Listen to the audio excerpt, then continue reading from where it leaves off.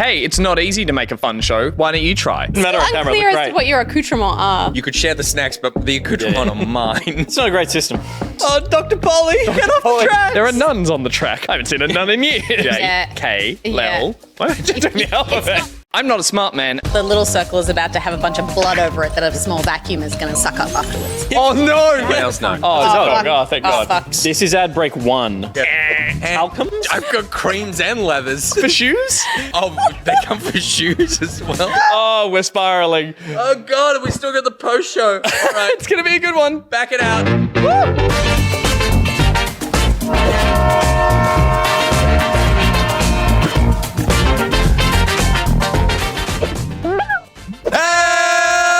Hey! Thursday, the 5th of May. Welcome to Back Pocket, coming at you live from the Loki Studios, starring Stephanie Ben Dixon,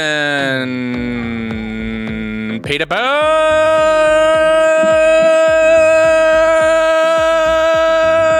Burns, Gus Ruddle, Great. and everyone's favorite Nick Boy Richardson. Hello. Good. No, put a hat on him. Tonight on the show, we are lone wolves, fleeing Valheim and sailing down the Loot River after unknotting the parables in search of the keeper of an island of short sports but big snacks. Yeah. Damn. You know what, folks? After that one, I have a feeling this could be our best show. They're so epic now. They're like, it's reading the back of a novella that's going to be like incredibly dramatic. And the music's like, bow, bow. And you're like, we take a trip with lone wolves. So There's a man with just cleats.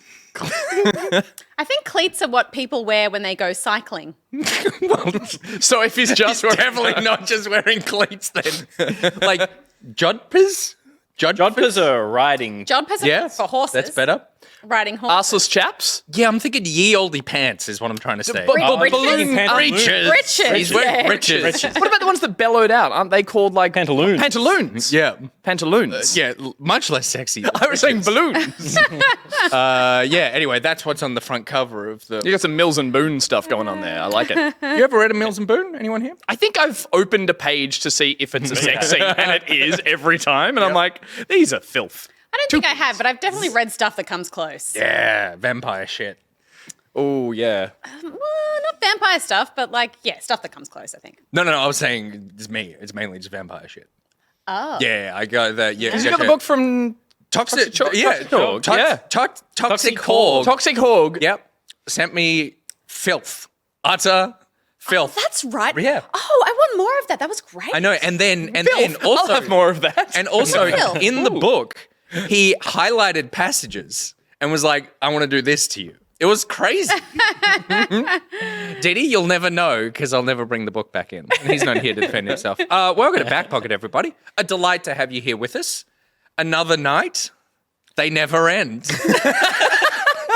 The nights go on and on. I know we often start the show talking about like the visual aspect of it, but I feel like Pete and I are finally bringing the pop in terms of the colours. And it just so happens that tonight, that side of the couch, looking great in your browns and Pretty your boring, though. double brown. Excuse me, fuck I did think... we do? No, I'm just saying it's different. I like that look. I'm usually in dark colours tonight. Two things to say. One, I bought that jumper for him. Yep. Just Yeah, today. but who's wearing it? You are. Although, you to are be fair, wearing you that did, jumper. when you took it out of the bag and I said, oh, great hoodie. And you said, Steph bought it for me, but I don't know if it goes with this fit. So you weren't even comfortable putting it on with those pants, even though it looks phenomenal right now. Yeah, but I hadn't put it on yet.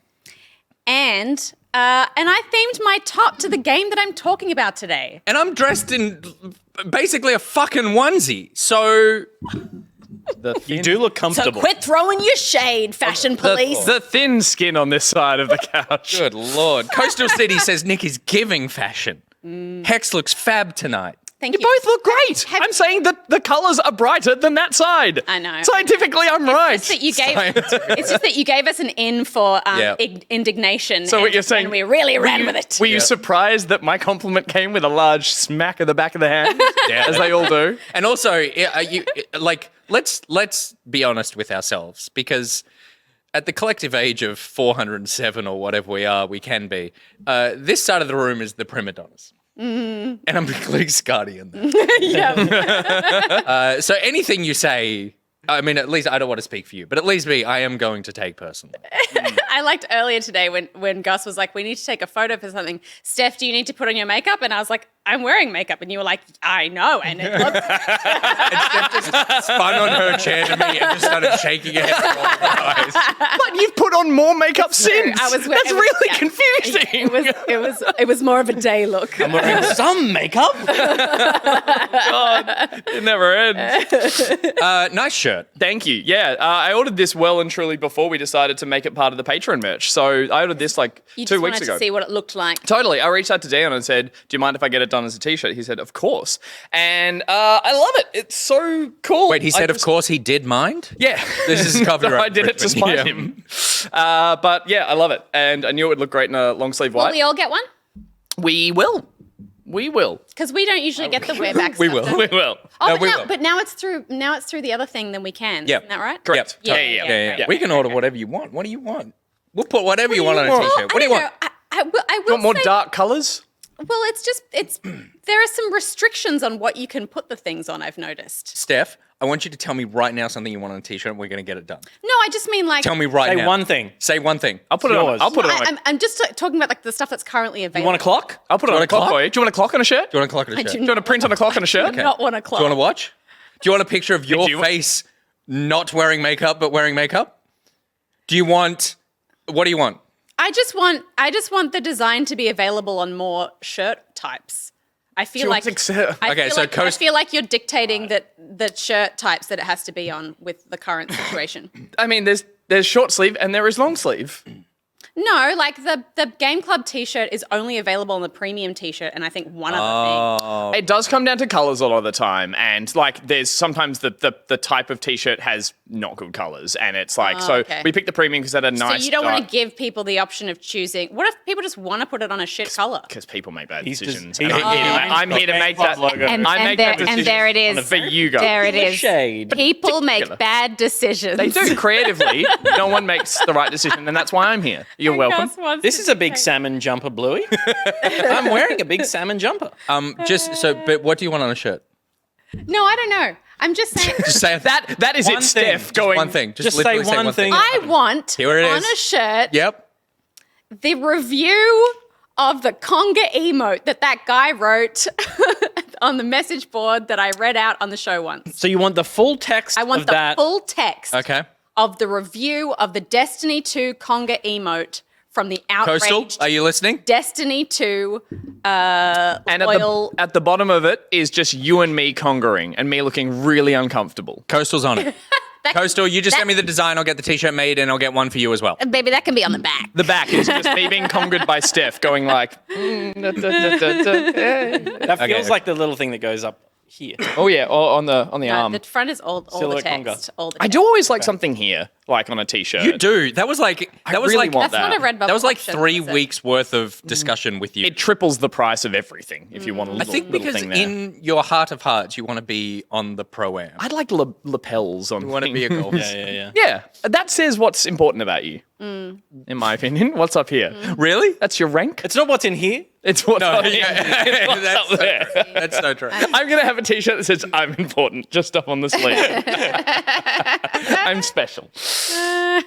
I like what I just came up with, which is we get community members to make art for clothing, and the payment is they get a piece of the clothing. I think that works. I don't know that it does. I think it does. I think you just outsourced more work again. Isn't that how Redbubble works? Like you yes. upload, It's literally upload Redbubble. art and Except then we're they get a paying small the cut of it. $30. No, yeah, We pay the $30. They don't need to. We pay They don't need to pay anything. Yeah. They're getting a Right, much better okay. cut because they're getting the shirt, and then you could wear the shirt once and then sell the shirt. He's flipping it for with your profit. sweat on it.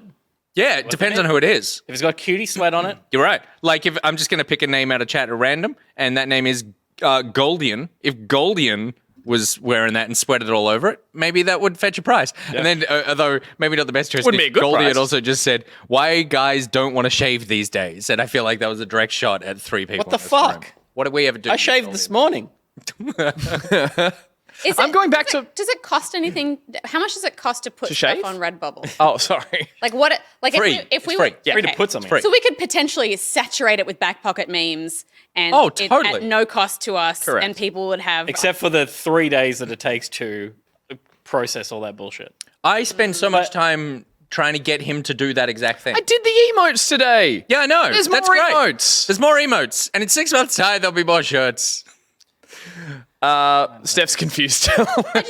yeah. I think we could just. I feel like we're being a bit precious about it at the moment. I think give them less quality Yep. and more. Yep, I agree. Just Needs more. to be Pete's party Yep. pants. Less Exactly. Yeah. Gotta be Exactly. Pete's party Yeah. pants, and they can be fucking. And if people want to made order it, I on a made shit terrible shirt, Pete's party they should pants. have that option. I made such bad Pete's party pants that he said, I don't want They were them. too I bad. took They them were away so and I don't want to make anything It was just anymore. very ankle heavy on the Oh, graphics. none of you know what you want. That's why I'm here to make these decisions. You literally just said you wanted something that you didn't want anymore. Totally. Yeah. I think options are best. And I think, it's people's prerogative. If they want to order something on a different color and it looks bad with the design, that's up to them. Yeah.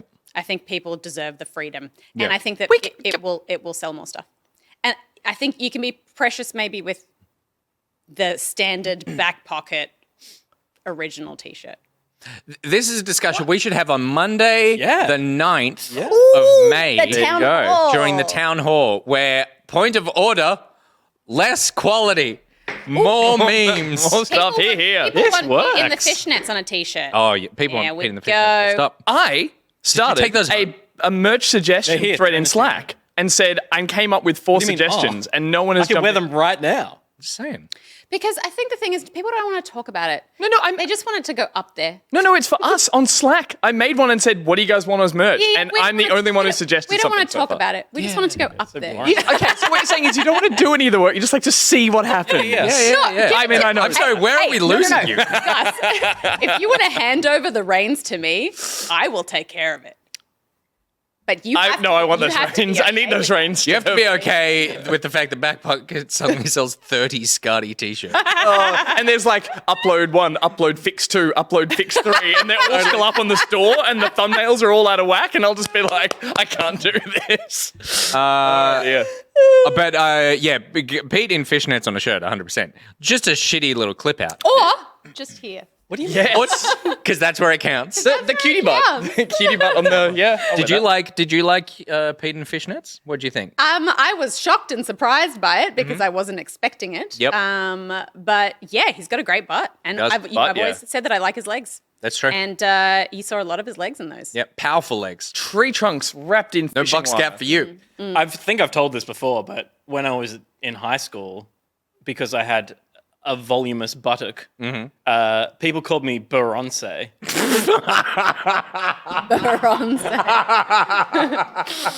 As in Burns, but Beyonce. Bronze. Beyonce's bootylicious. yeah, but you're Instant Peter t-shirt. Burns. Instant Peter t-shirt. Burns. Instant t-shirt. Instant t-shirt. And that's how it happens. You know?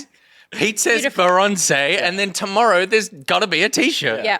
That's phenomenal.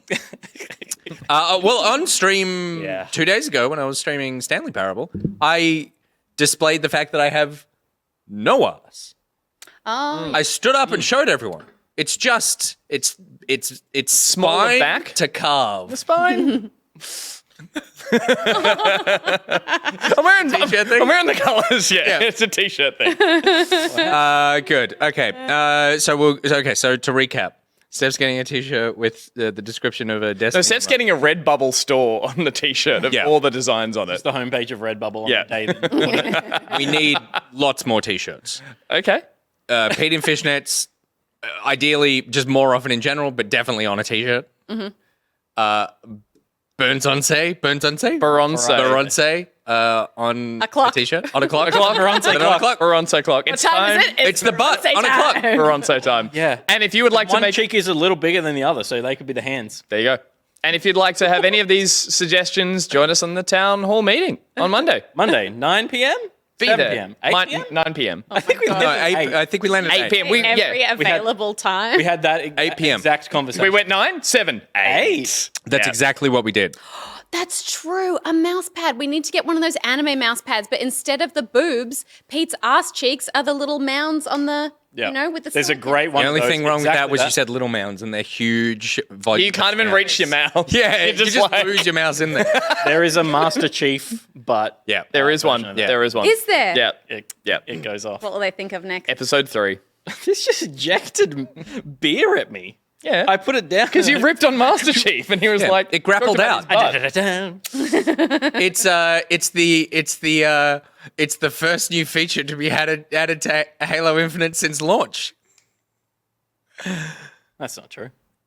Good bit though, but I'll defend Halo till the day I die. Oh, he really just let that one sink, didn't A he? real Yeah, I'm couch. not gonna like- hero your gags like, about don't- Halo. don't Halo's talk no trash laughing matter. About my woman, and his woman is Halo. That's true. Yeah. Woman is, yeah. Woman is Halo when was it on Twitter when it was like Lone Wolves launches in 24 hours in Australia and you literally said goodbye, Steph.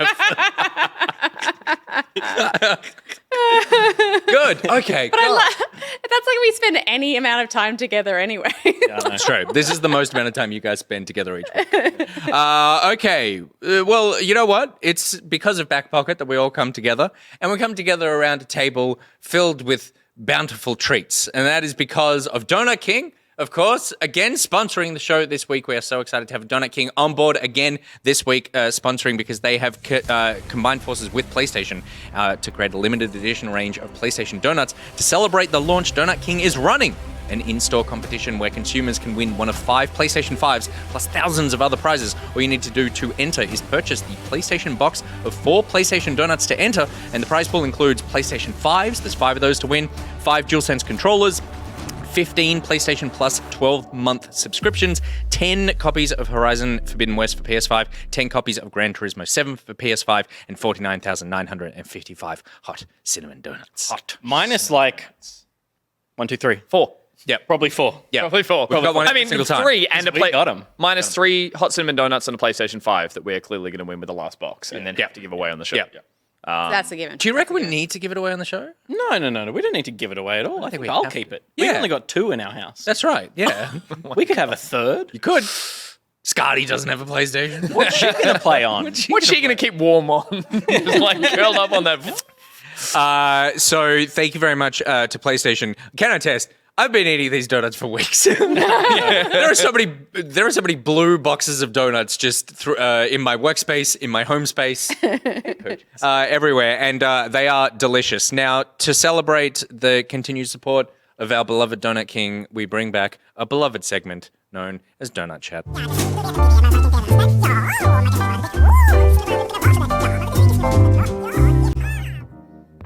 Alrighty then, Donut Chat. Today is another donut quiz because there's more donut facts out there. There shouldn't be. There should be like More 4 than facts 4? about donuts, and then you're at the bottom of the barrel. But I'm intrigued to see if you've got. So there, Continues to deliver. yeah, because there are websites. Because I was like, I'm gonna look up some donut trivia. Sure. There are websites where it's like 4 amazing facts about donuts, and I go to it and I'm like, okay. And then there's the next one is 45 facts about donuts. We're like, what? And I thought that's got to be a terrible one. Like one of them, there was one page where it was like 32 facts about donuts. I was like, oh, I'm onto something here. And I go on it. The first fact.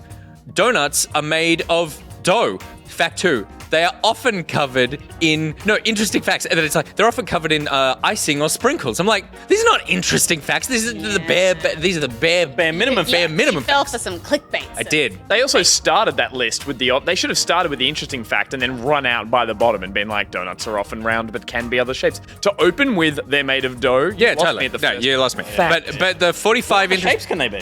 Well, Peter, I want to find out. we've got at Let's least find out. 4 options here tonight. But the 45 interesting facts about donuts actually turned out to be pretty interesting. So Okay. I got them here. So as last time, every time you get a question right, you get to eat a donut. Ooh. Do you want to? I lunged for the box. Yeah, you just did. so I can display them and hand them out accordingly, and try and remember which ones I've had, Yep. which ones I haven't had, Definitely had the and which triangle. ones I want the triangle. I've had the triangle and I've had the X. So I've got the square and the circle to go. The circle's the goat because it has the this? pink icing underneath. Okay, Stephanie, you are first. There was a chain in America that made donuts not out of dough, but out of potato starch. What did they call their donuts? They called them starchies. Jeez, That's cute. I would have gone for potato nut. potato donuts. Like Potato. try and make it awkward to Starchies. Potato. It's way catchier. Starchies is Yeah. cute and like has a little catchy. Hey guys, you want me to pick you up a box of Starchies? Hey, see, box of Starchies for everybody. In a gangster film, talking to young people, being like, "Hey, you kids want some Starchies? They'll fix what ails you. See?" Why is it a snake oil sale? I don't know. Mine was a cool guy. Okay. So you think You it's used to Starchies? finger guns? I was a cool guy. You guys need. It's like the That was cool in the 30s. That was Like, the funs. Imagine the first person, and I'm sorry we're getting sidetracked. No, but the first person. to do- wait. All you need to do is just somehow bring it back to donuts. And I can if you can't. Yeah. The first person to do finger guns Yep. would have been seen as a pioneer. Totally. And just lauded and probably gifted many donuts. But they could only for carry inventing 2 such at creative- once. One on each finger? Yeah, and do you know who that person was? The Donut King. Okay, so you think Starchies? Starchies. Starchies. Starchies is a good name. It's not the correct name. Spud nuts is what they called them. Oh, Pretty good. How good's a spud nut? Spudnut's pretty good. Did But- they didn't succeed clearly if we don't. Then No. No, In fact, that's the thing. there's a picture of the chain restaurant, and for whatever reason, Closing down. yeah, it's like 10 years after it's closed. It's like an old, decrepit building on the side of the road, which goes to show you can't beat a donut. You can't beat a donut. Can't. A No. classic. Well, the trick is also you need to dress king up. of the nut. You need to dress up something unappealing that tastes better because a donut tastes amazing, but you can't trick. Then by making it out of potato, you bite into it thinking you're going to get something better tasting than potato. But if you made a potato that tasted like a donut, you'd, then go, you're onto you'd bite into it, wonder and delight. You know what you got then? You got yourself some donut chips. You got a Say, donut. you deep fry a potato, you got yourself a tasty chip. Yep. You don't have a donut. No, but if you deep fry a donut, You got yourself an get even a donut. tastier Yeah, donut. you Oh just my get a God. donut, yeah. You get a donut though, because Starchies was a nice guy. Yeah. Have a non-starchy. I'll split it with you. No, No, it's fine. you don't need to. We all have one. You don't need to. He didn't split the X with me. Yeah, but I get to I choose wanted it. first every week. So what if I choose this one again next true. week? I'm enjoying the back and the standoffish nature. That's I need that is one. our relationship. I need. I need that one next week. Is what I'm gonna say. Yeah. Oh, you.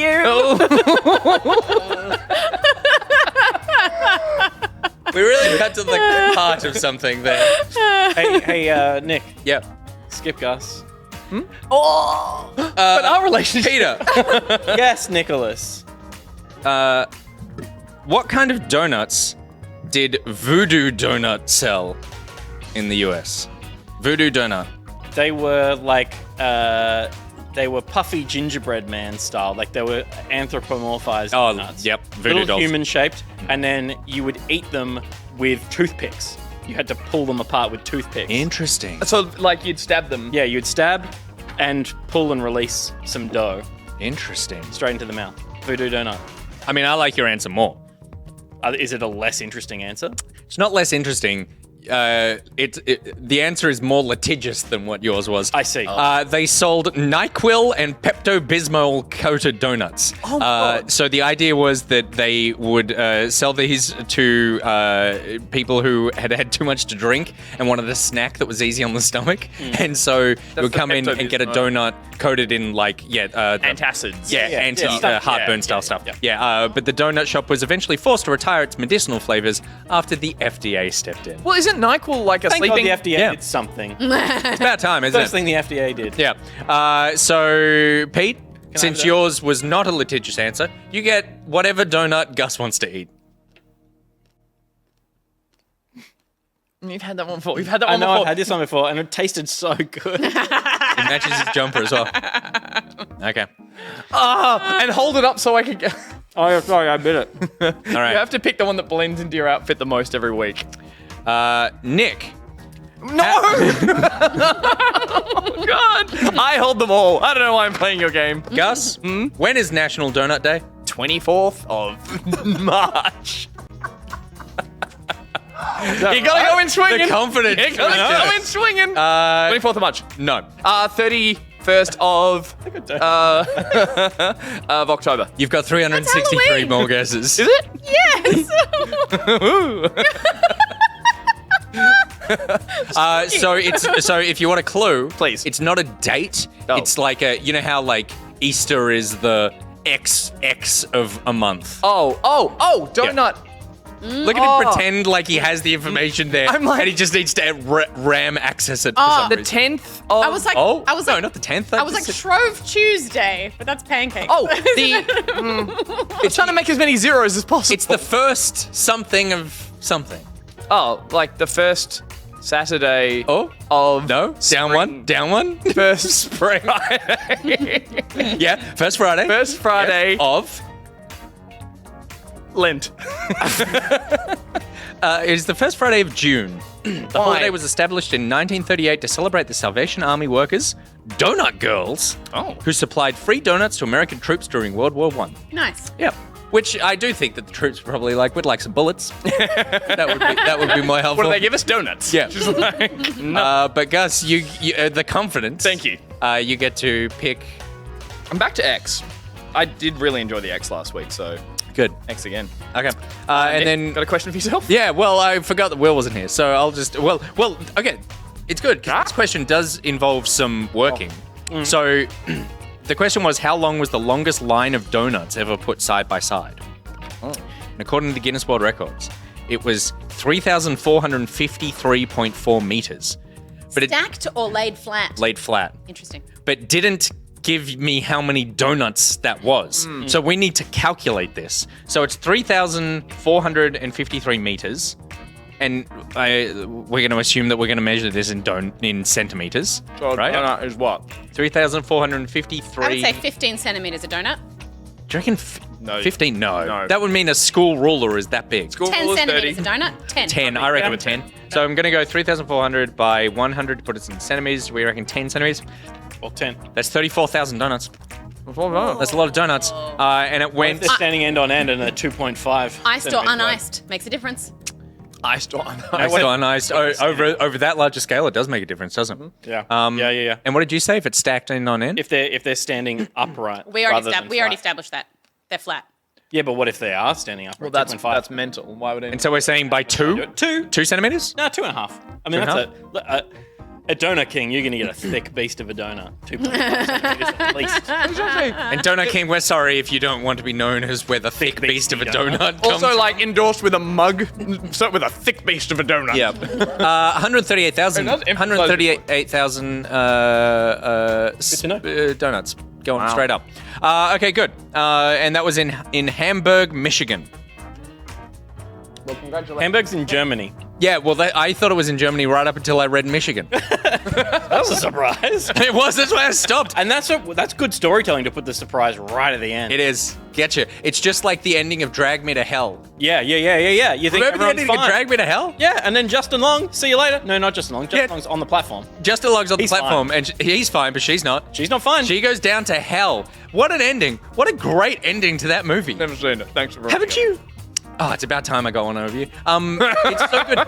She spends the whole movie trying to get away from going to hell, and then the last thing is the coin turns up, and then as she falls onto the train tracks, and then demon hands come up and suck her into hell. Last thing you see is her screaming, Justin Long crying, and end of movie. Does Bam! She, does she deserve it? Yeah! Yeah, she's not great. Well, that's all right then. Donut chat. But not great in the same way that we're all not great. Yeah. She wasn't like a serial killer. Yeah, she was just a bit of a shitty person like me. Oh. And that Was Donut Chat.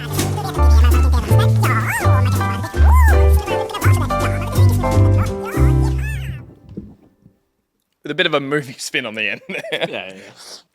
I'm sorry we went hard on the spoilers for Drag Me to Hell, but let's be honest, you were never going to watch it. If you haven't seen She it. was going to watch it. No way. No, you weren't. No way. Come on, you were not going to No watch it. way. She was like, you know what I want to watch this weekend? Drag Me to Hell. It's Yeah. been on my list and it's happening. Pop the Been kids on on my the list lab. I for guarantee 12 you, years. it's not on anyone's list. 100%. If you like watching schlocky horror, you've seen it. And if you don't like watching schlocky horror, Yep. it's not on your list. That is such a great observation in that Don't let him it's- back up the fact that you spoiled the film finally. You're like, you know what, Peter, you're right. No, we no, didn't spoil but- anything. he wants you But- to sweat in the puddle of spoiler shame. And I won't. I feel live no down shame ever. You're totally right because it is. You either have watched that movie or you'll never watch that movie. Yeah. No one. No one will one's ever renting watch that movie DVD. from here on out. Yeah, totally. How interesting. There must be other movies like that. Get Shorty. No, the sequel. Get Shorty 2. Get Shorty again? No, Gotten Shorter. Let go of Shorty. Release Shorty. No, it's called like, it's a pun name, or it's like a play off that title. But yeah, thought you might have known. Oh, yeah. Get Shorty 2 was called Forget Shorty. Be Cool. Be cool. Yeah, that's Get Shorty, be cool. Don't watch it. Did you say Forget Shorty? Yeah. Yeah. Yeah, that would be good. Yeah, I did. Okay, good. Should we move on with the show? Oh, probably. Okay, good. Let's talk about some video games that we won't spoil in a little segment we like to call. I'm just saying, what y'all been watching, BuriBuri? It's definitely not Drag Me to Hell. There's no way you were going to watch it. There's no way you were going to watch Drag Me to Hell. And you're welcome, because now you probably will, because there's lots of other cool stuff in that movie. But remember, at the end, she gets dragged to hell. Big question mark. What happens after? You know, it's an ambiguous ending. Is she okay? That's true. No, She, you probably know not, what? You know what the but I'm sequel's called? Not cool. Not cool. Not okay. Hell. Yeah. Because it's hot. Bit hot. I'm just saying. At BuriBuri. All right, Gus, what have you been playing this week? I don't know, Nick. What have you been playing? Oh, yeah, that's right. It's starting with me. It's like we do a run through for nothing. I didn't rearrange it. And so- Okay, good. okay, good. While I'm doing this, think of something we'll talk about in the post show. Okay. Okay. Okay, so video games that I've been playing this week. I've been checking out Switch Sports. Ooh. Which I think we should call Wii Sports, because it's every time I say it, I need to actively go. It's called Switch It's like Sports. Apple calling Yeah. it the Apple Watch and not the iWatch. Everyone's Yes, calling it totally. this, Yeah, but yeah. they're screaming in their offices being like, call it the Apple Watch. They're like, please call it Switch Sports. Yeah. You brought the eye thing to everyone. Yep. Now you have to live Yeah. with it. You put Wii in front of everything. This is Wii Sports 2. You put Wii in front of everything, Nintendo. Yeah, so I've been playing Switch Sports with my kids, and it is exactly what you think it is. And it's really fun, and that's really it. There's nothing... I think that if I played this and Wii Sports side by side, I would be shocked at the difference of the finesse that I have with the Switch controllers, and also the fact that I don't need the little Wii sensor bar set up is very helpful. Oh, so good. I forgot about the sensor bar. I forgot about the sensor bar until I started hearing people talk about the sensor bar again. I was like, So oh, that's annoying. right, yeah. Yep. But I haven't played all the games yet. I've played the tennis, I've played the soccer, I've played the bowling, and I've played the sword fighting, and they've got a different name for it. I can't remember what it's called. Yeah, it's got a funny name. It was in Wii Sports Resort, which was the sequel to Wii Sports, which had like a bunch more games and used the... It's like a K. yeah, and they had it like you've got to sort of hold block and... Yeah, you've got to... Chambara. Yeah. Obviously this is the motion controlled waggle your arms around and do things game if you've never encountered this kind of game before. And it kind of does exactly what it's supposed to do. The sensitivity is really good. It feels relatively one-to-one. The sword fighting most of all, because you're sort of doing that with the control and it's really tracking there. The tennis is probably the most forgiving of waving things around, and it's kind of like if you're even close to when the ball would be near your racket, then you get a phenomenal shot every single time.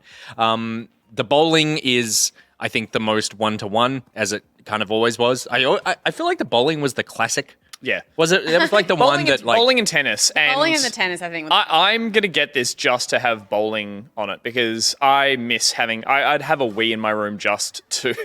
that console name is still funny. Yeah. Just to have Wii Sports and bowling because I played so much of it and would happily just be like, yeah, I'm going to play a few frames just because it felt so good and so one-to-one. And I think they've done it the exact same way, apparently. Well, have they? Pete? I haven't played the full release, but a very contentious point about the demo that I may or may not have played. Am I allowed to mention if I played it yet? Yeah. You must be allowed to. He signed an NDA. Was the fact that bowling felt great. You can't release the ball backwards anymore. And that was the best thing. You can't release the ball backwards? So you You used to can drop it. You can drop it. Yep, behind you can drop it Do all the behind you. Mii's behind okay, going, yeah. "Whoa!" Do you want to know how I know that? Yeah. Because that was the first 45 minutes of my kids bowling. Do all the Mii's in the background go, "Whoa!" No. That little jump scare. So that was not in the demo. Yeah, And right. People were 2 out of 10. like raging about it. Oh, okay. So do you think that they went in and amended that for the full release? For safety reason to not encourage. Well, the people way to you comment drop on it is if you just let go of the button. Because Yeah. the way that Yeah. you don't need to let go of the button in this, and I always thought you needed to let go of the button in the first one. I believe And this one, you Oh, just hold the button and like you're Yes. releasing the ball. yeah, but you just hold it and you just kind That of probably that led took to me a too, few that no's probably to led get to that, too many remotes heading towards TV screens. yes, Yeah, because you let go and people were like, It's definitely good that the Switch control it's way more suited for your hand. Yeah, it's kind of yeah. it tucks in your hand almost. Joy-Con, yeah. The Joy-Con, yeah, almost like you don't notice. Yeah, But yeah. yeah, it's really fun. I will say it has the same problem that so many Nintendo's games have, and that is there are so many menus and there is yeah. so much just like not even loading, but just like the busy work to get to the game, and Yeah. and so you kind of start at this resort thing, and it's very easy to pick what spot you want to play. But then as soon as you get in there, it's like there's all this like every character needs to do their little animation, and particularly when it's something like bowling, and you find yourself hitting a button 4 or 5 times between each frame, and you're just like, I just want to get me straight to the thing. So that was a bit annoying. This though is the most interesting one in it, which is the soccer. The soccer uses a leg strap if you want to do the shootout mode, but but that is the only thing you need this leg strap for. This one uses 2 controls. You manipulate using the thumbstick on the left control to run around, and the thumbstick on the right controls the camera. And it's basically like Rocket League, but with humans instead of cars, which is soccer. But because it's a huge ball. Sorry. Wait. Oh, okay. But that's not this one that we're watching right That's now? this one. This is, Will, if you just skip ahead a bit, because this I've is seen just them on the where you run tutorial. around a field quite Yep. slowly. Yeah, right. So this, and then this is the game. So it's literally... You're using the controller to move your character. Yeah, so you're running around like you would in a sort of like normal video game. And then when you swing the controller up, you kick it. When you swing it down, you kick it along the ground. So when you swing it up, you sort of chip it. And then when you throw both controllers down, you do a diving header. And so, sorry, when does the leg strap come into it? The leg strap is a different mode, which is a shootout mode where you Oh, can sort of sure. kick Yeah. the ball. Yeah. Gotcha. But this is really cool. It doesn't. It reminds me the most of Wii Sports in that it feels the clunkiest to control. Like it's not totally accurate, but it is right. the one that's probably the most fun for me because it actually felt a bit like a party game, Yeah, whereas right. the rest felt very much like 1-to-1. 1-to-1. This is just like bowling and this is just tennis, whereas this is a fun sort of like there's a sprint button and, you know, the golden ball gives you extra points if you score with that one and that sort of thing. So that was cool. And my kids had a blast, like totally... At the end of like an hour playing, Banjo was just like dripping with sweat and desperate to keep going. And I was like, oh yeah, this is what Nintendo do really well. Yeah, Yeah. It will always have a place, I think, because it's great for kids. It's great to get kids moving and doing something that is like interactive and fun and responsive, but it's also like such a great family game as well. I think when you have families get together, this is the one game that people can always, there's something for everyone to have a go of, and Totally. that's always nice to see. In like the saddest counterpoint to that is that I'm really into this because I can't wait for the golf to come out. So it's weird that it didn't come out with it. They've said, or they announced before this was even released, that the golf that was in Wii Sports is coming to this with, I don't know, a number of holes, and it's like or a number of courses. And I remember it being really fun on Wii Sports and kind of like a forgiving version of putt-putt golf with. I'm looking forward to the golf. It was really good fun, but I love that. I'm like, I'm going to wait till then, so I alone, without my family, without kids, can play golf in my living room, just like. It is interesting. That's a good point because it is interesting that it's not in there in launch. There are 3 like net ball games. There's volleyball, badminton, and tennis, and I'm kind of like, they're all essentially scratching the same itch. Yeah. Particularly badminton and tennis are like, what are we doing here? Yeah. And not putting into it does feel like, oh, this doesn't, in the same way that Mario Kart, you know, like I boot up Mario Kart and I have access to nearly every Mario Kart track in the history of the games. And like, it feels really the complete version of something. This very much feels like, oh, we just kind of put this out, almost the same game out again on this one, as opposed to here are 20 sports, and maybe it's hard to do waggle controls for 20 sports, but it seems weird that there are 3 net games in there. But yeah, Yeah, I guess it's also just like teaching people the mechanics of each thing and talking about the UI, I can't remember, what did I play? I played the official Olympic Games game, I think, Oh, yeah. recently. And that had a lot of different stuff in it, like rock climbing and, all kinds of different sports, team sports and single sports and stuff like that. And I think it's difficult to, like, implement all of the different, not just the skills, but the instructions and tutorials of how the different ways you need to use the controller and stuff like that in a game where you're trying to get people the most simplest form of something so that it's accessible to kids and old people and all that kind of stuff. Yeah. But yeah, I think it is weird that the golf is not in there if that's like a sort of a... And the fact But that I think they've- it's free, family right? favorite. Golf Yeah, is yeah, it's free free, update, which yeah. again is strange. I wonder if they're going to plan to release a whole catalog of other sports over the, like you said, Hopefully, Mario Kart, yeah. and be like, great. After 2 years, this is now a catalog of fun waggle games kind of things. Because I'd love that personally, but I do agree it's strange that there's 3 very similar games straight out of the gate. Because it definitely doesn't feel like a full priced value, I suppose. Like you could I buy it wouldn't- for $45 on release. Oh, really? From maybe like a few selected stores, but it came down in price straight off. On release. So I'm not Such sure what JP it is now, special. but Yeah. Well, and so that's the first thing I've been playing. Something else I've been playing, again, a game that came out ages ago that has changed somewhat, but not entirely, and that is Stanley Parable Ultra Deluxe Edition. So I streamed this a couple of nights ago. We were talking about this on the news this week and speaking about it a few weeks. I loved Stanley Parable when it came out. Couldn't remember a single thing about it. I know I'm walking through hallways and that's about it. And there's a narrator. And I was like, that's all I can really remember. So I was really excited about playing it again because it's like playing the game for the first time. And it really was. I played through a lot of the game that was the original game, which is still not the original game. Like, they ported this to Unity. Like, this is a full... They moved engines on the entire wow. thing, Yeah. which is a pretty hefty undertaking. This one is a bit hard to talk about, I feel like. 'cause, Yeah. Pete, you've played this as well. Yeah. And I don't want to spoil any of the new content in this. Yeah. But I will say there is new content in this. It is incredibly obvious what the new content is.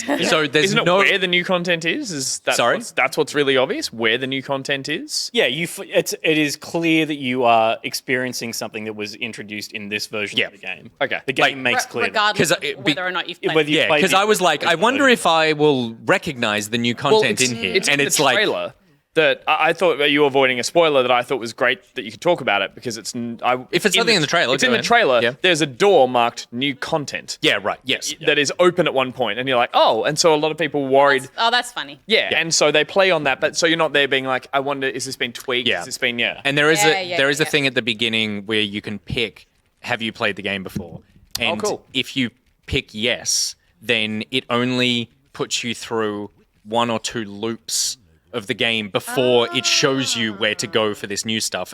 Or if you pick no, it waits for that like What did you door pick? to. I picked no because I was like, I think I'd pick no because I'm like you, I've forgotten it. I can't remember. And I was also a bit worried that it would be like, oh, we're going to skip you through a bunch of stuff or whatever. So yeah, it definitely started from scratch like that.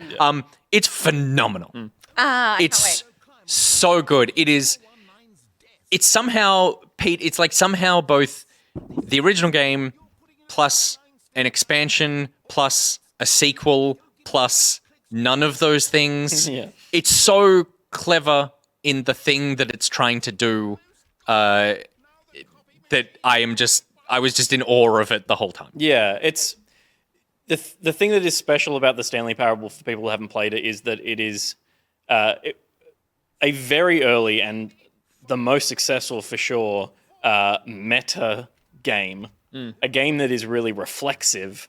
It's like it tells you how the game was made and why it was made in that way through a narrator the whole time you're playing. And in a way to like, you know, it was at the cusp of everyone being like, why is media now subverting our expectations? This came out before that, before even having that conversation about, oh, movies are like trying to make us second guess ourselves. This is like a really meta style game. and done arguably the best way. It hasn't been done as well since. It has inspired a bunch of games. You know, we played a game called The Corridor as a playback early on, and it was similar and had great jokes in it, and it just was not the Stanley Parable. No. And nothing can follow it. And when I heard that there was more content in this, I was like, why? Like, it doesn't need it. Yep. It was so perfect, but probably dated because it's making jokes that now a bunch of even things like Remedy's building game Control Oh, yeah.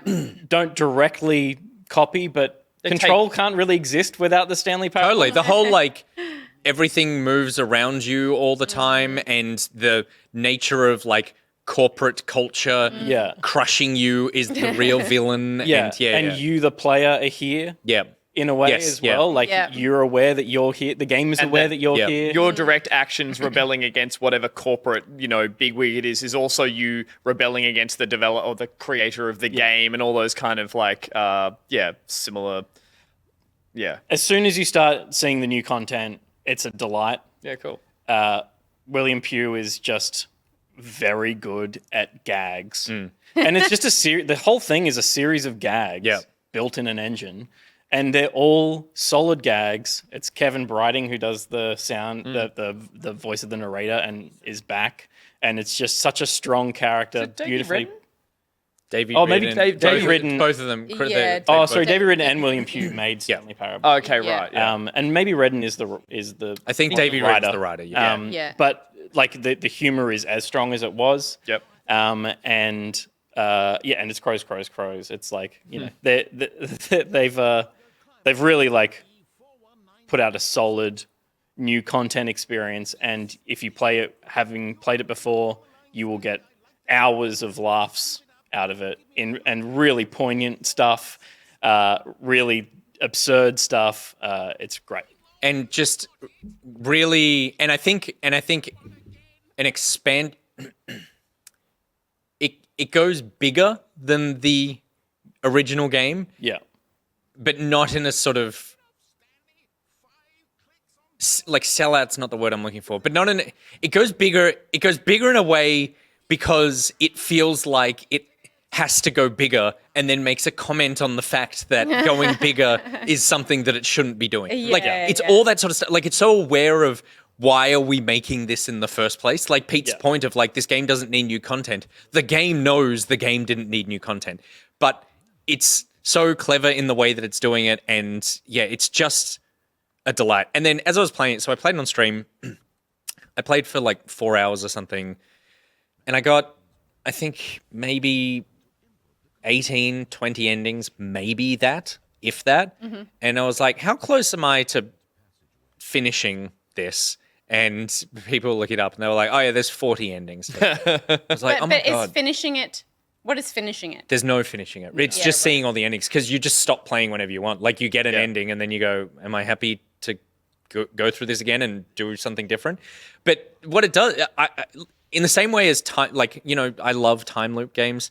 It is a time loop game that so respects the idea that you have to play this a bunch over and over. Sure. And so it just goes, as soon as you walk out of that office every single time, it's like, there is a 70% chance there's going to be something new in front of you in 10 seconds time. Yeah. And just whatever path you follow. And then if you pick up a bucket, and you do every ending again, there's a new ending. Like, every single thing it gets completely changed because you picked up one object, and then you're like, I need to play the whole fucking game again. Yeah, that was like the bucket is a thing, and it is a device that they've used to refresh.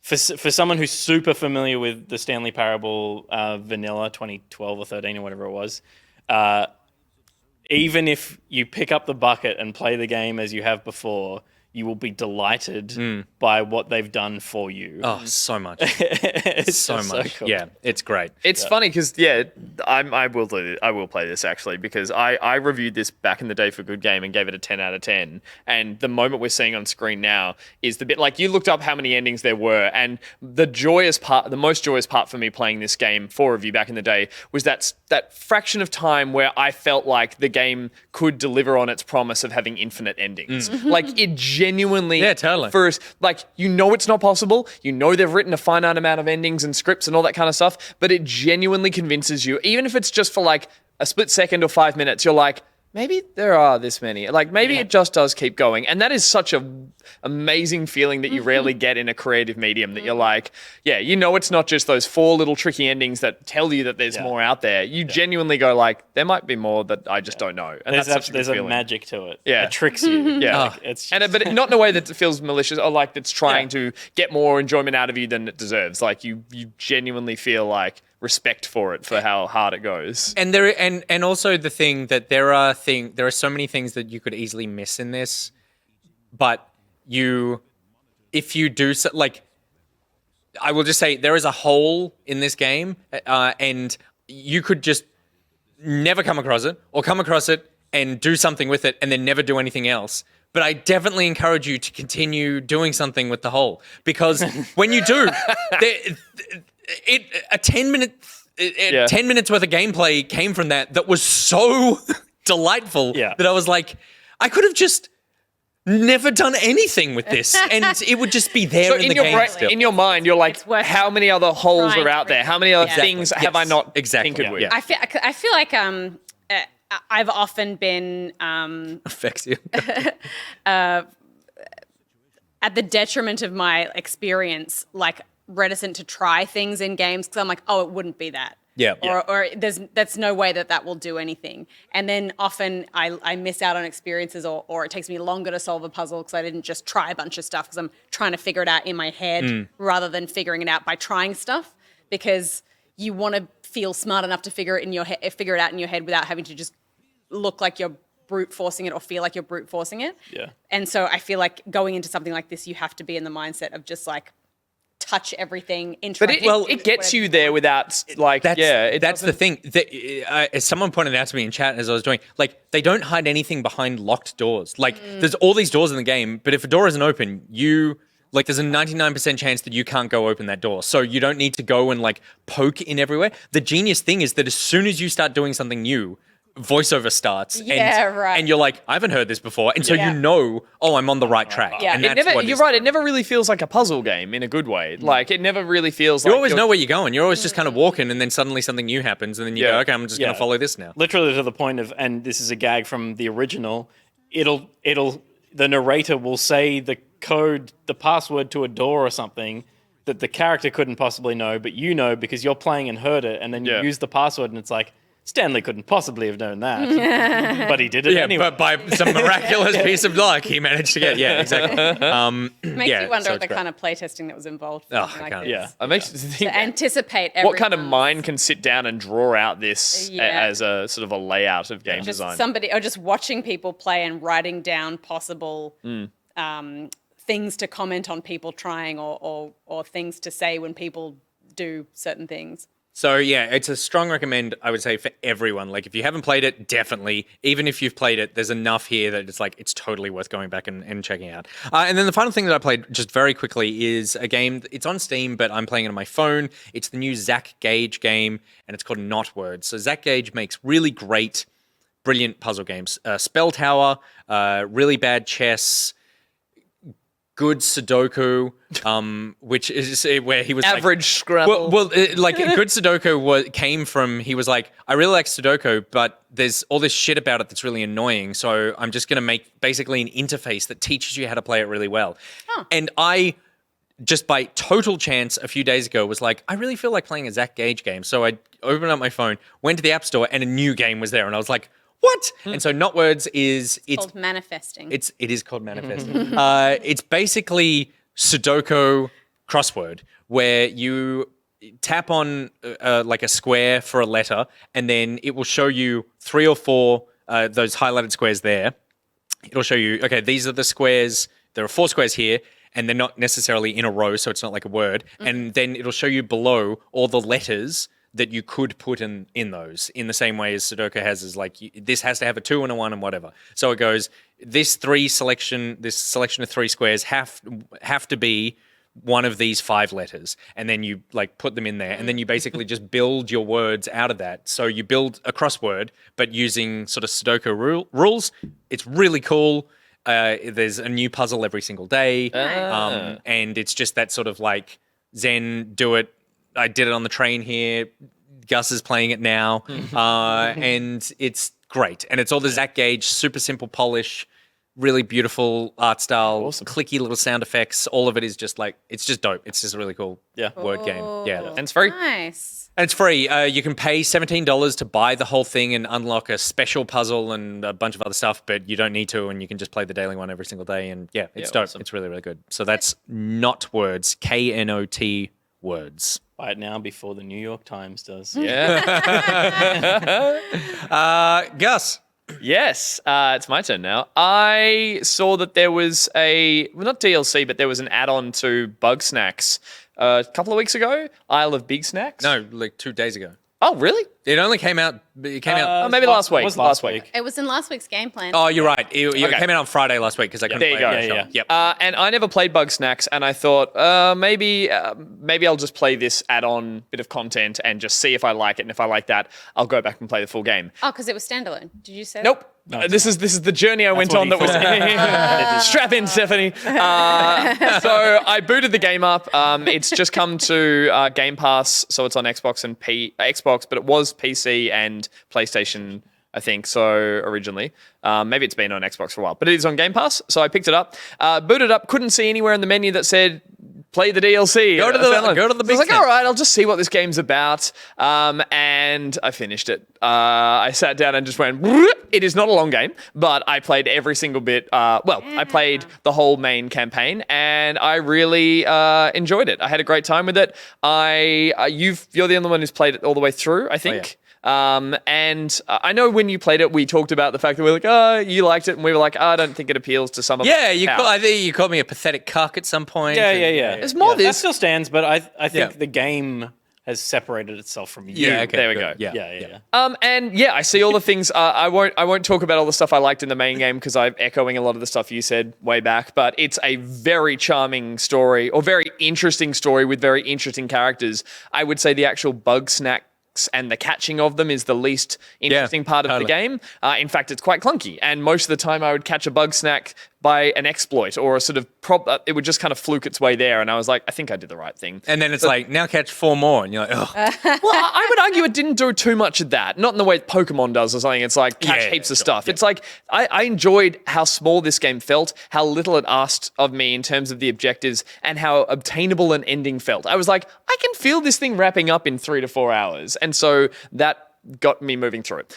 Turns out, so I finished the game. I hit the ending. What the fuck? And I knew that was there the whole time, and I hadn't had it spoiled for me. And I got to the end, and it is some Cronenberg shit, which is not spoiling anything because the whole game is about body.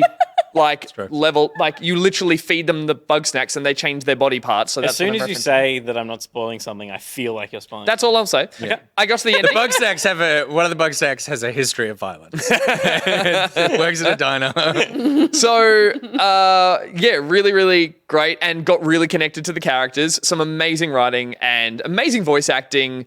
Great voices, and at the end of it, I'm like, I love all these characters, and a really diverse and representative cast of fun, interesting, and unique people. I won't go into this too much, but didn't feel forced. Didn't feel too much. Didn't feel like they were like making all these different personality types just to be different. It's like they all felt necessary and part of a collective group of interesting characters. It wasn't tokenistic. No, it wasn't. It felt great. I will say Philbo, who's the blue guy, who's the main one with sort of confidence issues, just wonderful every time you run through the main town, goes, hey buddy! And just like, even if you don't need to talk to him, just getting that every time you travel through the main area warmed my heart. I used to call him my little Gus. Hey buddy! So I finished the game, but I did ignore the side quests that all the other characters have side quests. So I was ready for the DLC. Turns out you need to do all the side quests of at least 5 characters. But in a really sort of fortuitous way, it's like, so I finished the game, I put it down, I picked it up to play the DLC, realized you need to do the side quests of Chandlo, of Floofy, of Tiffany, and Shelder. We're grown men. Yeah, I know, but they're really good characters. And so we'll talk about Master Chief soon. So my playthrough of the DLC, or this new edition, which isn't very big, it's only a couple of hours long, included reconnecting with a bunch of characters by doing all their side quests, which I wonder if people want you to do, because I had to do all these side quests as part of the main game. They would finally say, I'll join you on this new adventure, get everyone else ready, did all of that, headed off to the new island. You get there, it's a self-contained, pretty small area. It is just one area. It has no loading sections. Have you played it? Not yet. I've played a bit, but I needed to finish off 2 side quests, and I got thoroughly I cannot remember how to play this game. Yeah, it was right. Total Horizon Forbidden West, Horizon Zero Dawn expansion of just going what do I do? So, yeah. And so you get to that island with a bunch of characters, and there are a handful of quests. It's the same thing. All the characters say, we'd like you all to investigate something that involves different bug snack catching. The main mechanic being that there are big snacks, which you're seeing here. Not particularly challenging, just adds one extra layer of the puzzle of the catch to each one of them, which is this one they all need to be shrunk down using a magical powder that's on the island, but it does happen in different ways. So, of the sort of 6 to 7 quests you need to do, they all have an extra one layer of puzzle to them that's not particularly hard. And again, the bug catching isn't that interesting. I sometimes just fluked it. What was great is that every character comes back to base camp and eventually has a little interaction with one other character that's quite meaningful each time. And so you do that 4 or 5 times, and then head off to the mysterious temple together and finish the story arc that's there. The nicest story arc is happening between Chandler and his boyfriend back on the mainland. That's what the whole thing's about. I won't spoil anything beyond that. But in terms of playing a little bit more for what had been a 5-hour session of my Bug Snacks experience, it was great because it was just a little bit at the end. It was a dessert. It was How great is Chandler? Chandler's fantastic. And so, and all of the characters who you go to the island with have bug snack related side quests that you need to do. And Chandler's one of them is let's play basketball. There's no reason to be doing this, but I really want to. So yeah, this is great. It's free. It's not even sort of advertised, or you don't see it added on to the game in any way. It's just if you have finished the game, it's part of the current download or the update. I guess if you loved Bug Snacks, this would be a little bit more for you. But I would say if you haven't played it, play the whole game and then play this on the end of it. It rounds out the experience, because I would say the game is a bit too short overall, the main game. You didn't play the side quest. You didn't play the side quest. Yeah, sorry, I just realised that as I said that. Because it's kind of like an 8 to 10 hour game once you do the side. Yeah, Were you punished at all for not doing the side quests when you got to the end of the game? No. Or was it But I did fuck something up, and it was pretty. Oh yeah. Oh, I should say as well, this to get access to this, you need to be up to the final mission, which when you talk to a character, he says you're ready to go, and the warning comes up saying you will not be able to go and do that's what side happens. quests. I finished the game, and when I booted it up, you are there. I'm at that spot. I think that's where they often leave you, so they take you back to that point where you could do all the side quests and not know the ending. So that's where most people have finished the game will have a save file, and that's where this DLC kicks off. Are you saying it gives you the option to go back and do more side quests before you do the rest of the? Yeah, it's like the world-ending event happens if you go past this point, and there's always the autosave is before you've gone on that final adventure. So it gives you the option to go back to that point. To do the side quest, which in this case you need to do to get to the Isle of Bugsnack. But it was funny because I loved the first game. I had a lot of fun with it, and then the base game, and then I booted this up on Friday, I think, and needed to do one side quest, I think, for one character, just the final one to finish off. And I went out to the mountain, and I was just like, how the fuck do I play this game? What? What? I've got slingshots of chocolate sauce, and what does this jump pad do? And it was 15 minutes of genuine physical comedy with this character of just flailing around and being thrown across the island and catching fire. And it was literally my character at one point, I threw down a thing and I was like, what does this do? I throw it down. It flings me into the air. I fly onto the other side of the island. I land on a ice cream sundae that freezes me. I beat the ice broken, and then I land in a torch that sets me on fire, and my character runs around on fire. And it's this is representative. I'm not ready for this. Of why we need short tutorials when we release expansion DLC. Previously on. You need to remind me how to play the freaking game. The last couple of notes I just wanted to say overall on Bug Snacks. One thing, I really appreciated how the story is really grown up or mature, but without talking down. So it could be played by kids, but the thing that drew me through it was yes, it's so childish in its aesthetic, but it's You don't felt want like kids. You don't want kids to understand the theme. Correct, yeah. And Yeah. you want Yeah. the kids to look at the bug snacks. But Yeah. I was just getting through the bug snacks to get to the character interactions and the stories. I loved that was part of it. I hate the design of the bug snacks themselves. And sure, at the start there's like chocolant, and you're like, oh, that's clever. And then you get to points where later on it's like there's a spaghetti scorpion, and he goes like tortellinopion, and I'm like, no. That's not a thing. That's not a wordplay. That's not clever. That's just. That's what Pokemon do. the best part of the game. They had like 3 clever ones. Pokemon say the name of the No, thing but these they all have to are. be. And they're celebrated. But these are all globally. these are a food and a bug kind of put together in a clever wordplay way, a way that the two words would Right, yeah. merge. You wanted the thinking man's Pokemon. and none of them ever did. They were always just like, ice cream spider. I'm like, that's not one clever. for this game. But yeah, I love bug snacks now. Good, great. I'm glad you played it. You should play it, Pete. You played it on Game Pass? Game Pass on. Yeah, I played on Game Pass on Xbox, and it is there now. The other game that is on Game Pass at the moment that only just came out is a game called Loot River, which I had a quick play of and had a very fun time with. This is a Souls-like top-down dungeon crawling roguelite. Games are like this now, aren't they? They really- you this have is to Sorry, you list- should just say it's a video game. It's a new video. It's a video list game. of 5 different genres, Yeah. and then put like on the end. And also, it's Tetris. It is also Tetris. You're right. Everything here is Souls-like in terms of the hub zone, the runs you do, the death resets.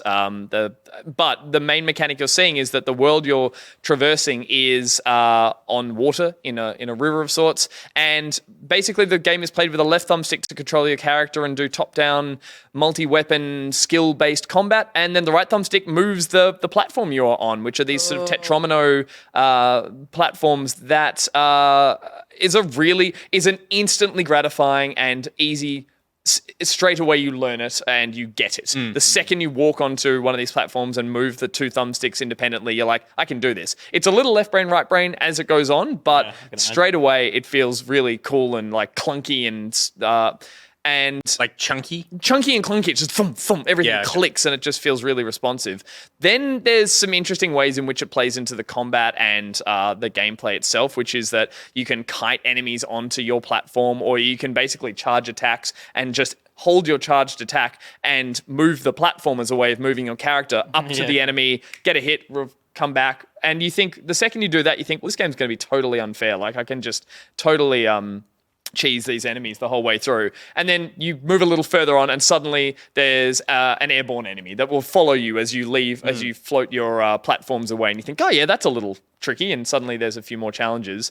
And then you move from this opening area to the next zone, and instantly it introduces to you multi-layers with steps, and you have to align the steps to certain platforms. There are sections, because it is procedurally generated, but there are sections that you can see these are pre-made puzzle tiles or rooms, and you can find yourself frustratingly just slamming into walls trying to get a little, like one of those little slider puzzles to work to get yourself out of there. And then you hit a boss and think, yeah, I've got this. And suddenly the boss can just teleport onto your platform at any one time, or can lock that platform so you can't get off it. So already in the second world, and you have to kill a certain enemy to unlock that platform so you can move. Cool. Yeah, So by the second area, which is fucking hard already, I haven't gotten past it, they're already really messing with the mechanic in really interesting and clever ways that made me go like, okay, I have to master this, and I'm interested in what they're going to do in the third zone. And for boss fights, which have these wonderful, like the boss can drag all the platforms in and spit them all out again. So it's a simple addition that I think adds a heap of charm, and yeah, there you go. You're locked into that one now, so you're screwed. And some really interesting gameplay mechanics. The combat itself is really fidgety because you're such a small character with some Single stick. well, it's more than just the just seeing what's happening. It's very it's hard to see what's being telegraphed and how the character models sort of start and end. It's a cute art. Sorry, not cute, but it's a charming art style. But it's hard to see what you are doing and what other characters. Yeah. In the way that, like, I would actually say this is more similar to your Dead Cells. I can see they've tried to kind Very of light glowy, you in a certain way. If that, and that's an item you're carrying, is it? Maybe The light, the glow. It could be. Yeah, I don't know. I like it's But it's yeah, that kind of even thing. just Of, looking at it now, I can tell that would. you can easily get lost in the fray of some larger encounters, which Funny is quite because I tricky. look at that and I think of something like Hades. Oh, and yes. How how clean, how well it can do that. Even though there's actually, in Hades, there's way more stuff on screen. There's heaps of projectiles. There's lots of destructible stuff.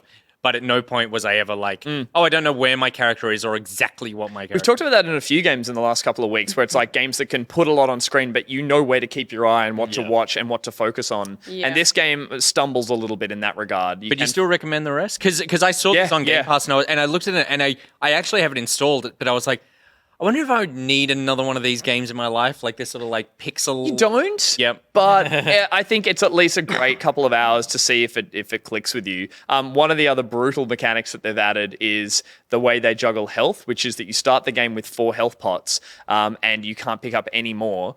But when you get to the end of an area, there's a merchant in the hub zone who says how many potions you got. And you can choose to donate the ones you have left to him. Oh. And if you make it through the next zone, donation he'll double that.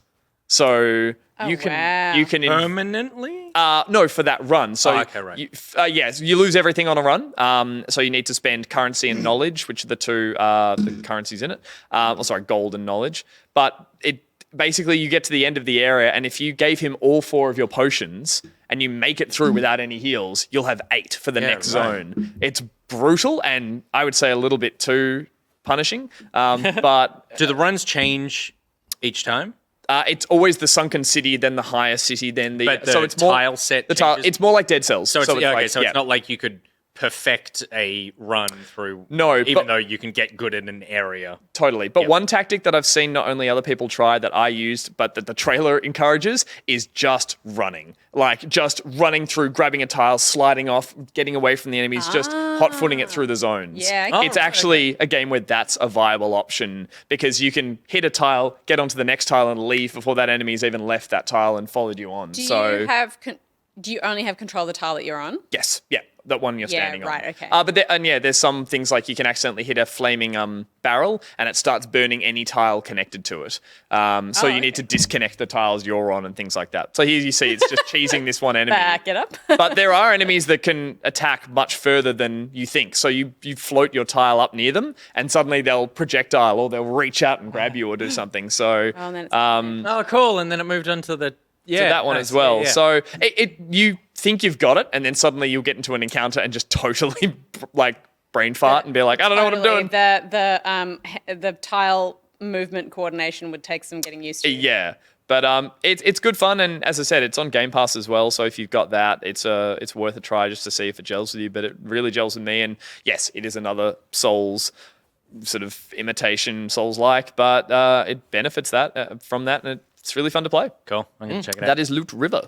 Nice. Peter Burns. I played Stanley Parable. I played a bit of Not Words, but Halo Season 2 came out Wednesday. Mm-hmm. That's yesterday. 4 a.m. or something? Yeah. I've almost finished the weekly challenges.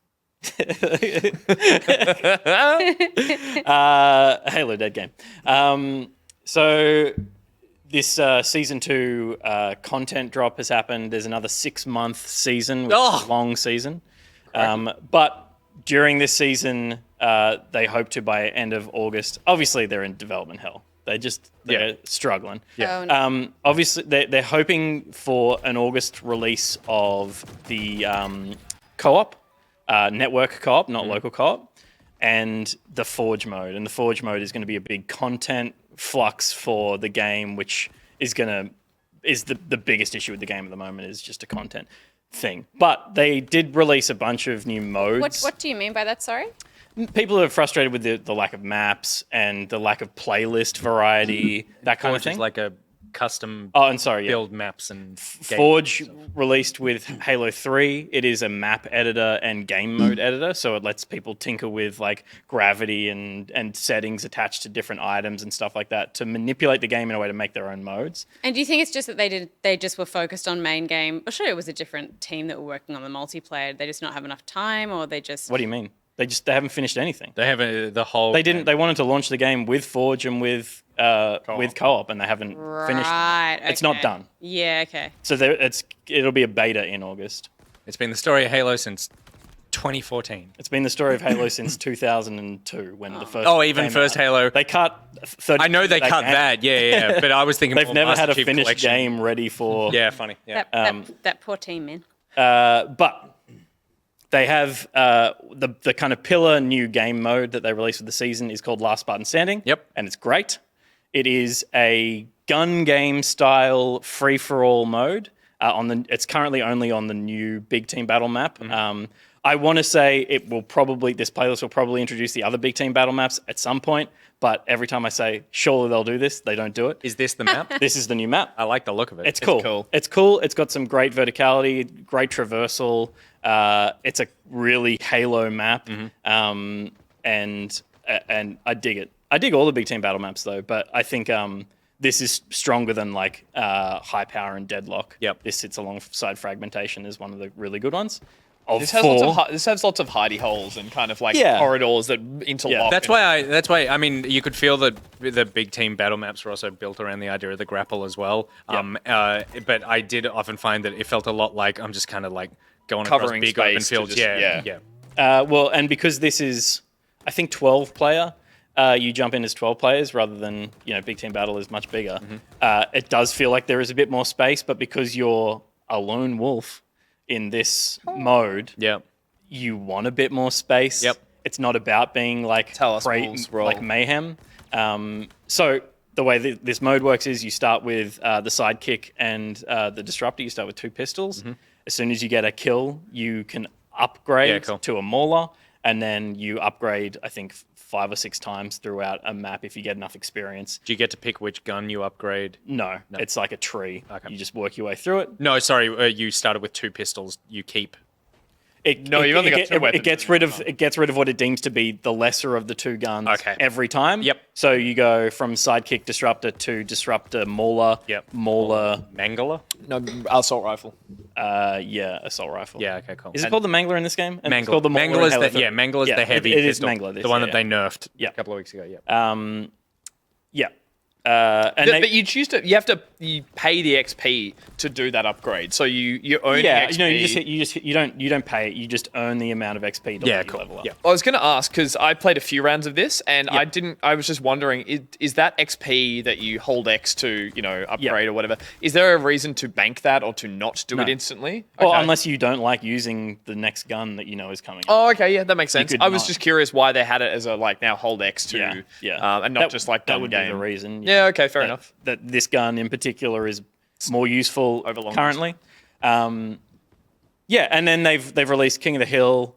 There's another there's a 4v4 arena map that's also good. I haven't spent enough time on it, and I haven't played ranked yet because I haven't been playing Halo much lately, so I want to warm back into it before I go and play ranked. But it feels pretty good from when I've encountered in like the social playlist, Fiesta and SWAT and stuff like that. Does it have a comp to existing maps in there? Like in terms of, is it existing Halo Infinite maps? Not really. But someone shouted out yesterday because I played a little bit on stream on yesterday Arvo. Epitaph is a map from Halo 3 that is kind of reminiscent of. It's got kind of 3 lanes. There's a very obvious middle channel with doors. There's 2 side paths. And then there's like 4 tiers of verticality in the center of the map and 3 on the sides. Oh, wow. It's really quite a complex line of sight map. And it's going to be interesting in ranked. It feels like it is promoting, even though there's really long lines of sight, it feels like, and because I don't know the map well enough, you're going to be pushing yourself into 1v1s way more than you would potentially like.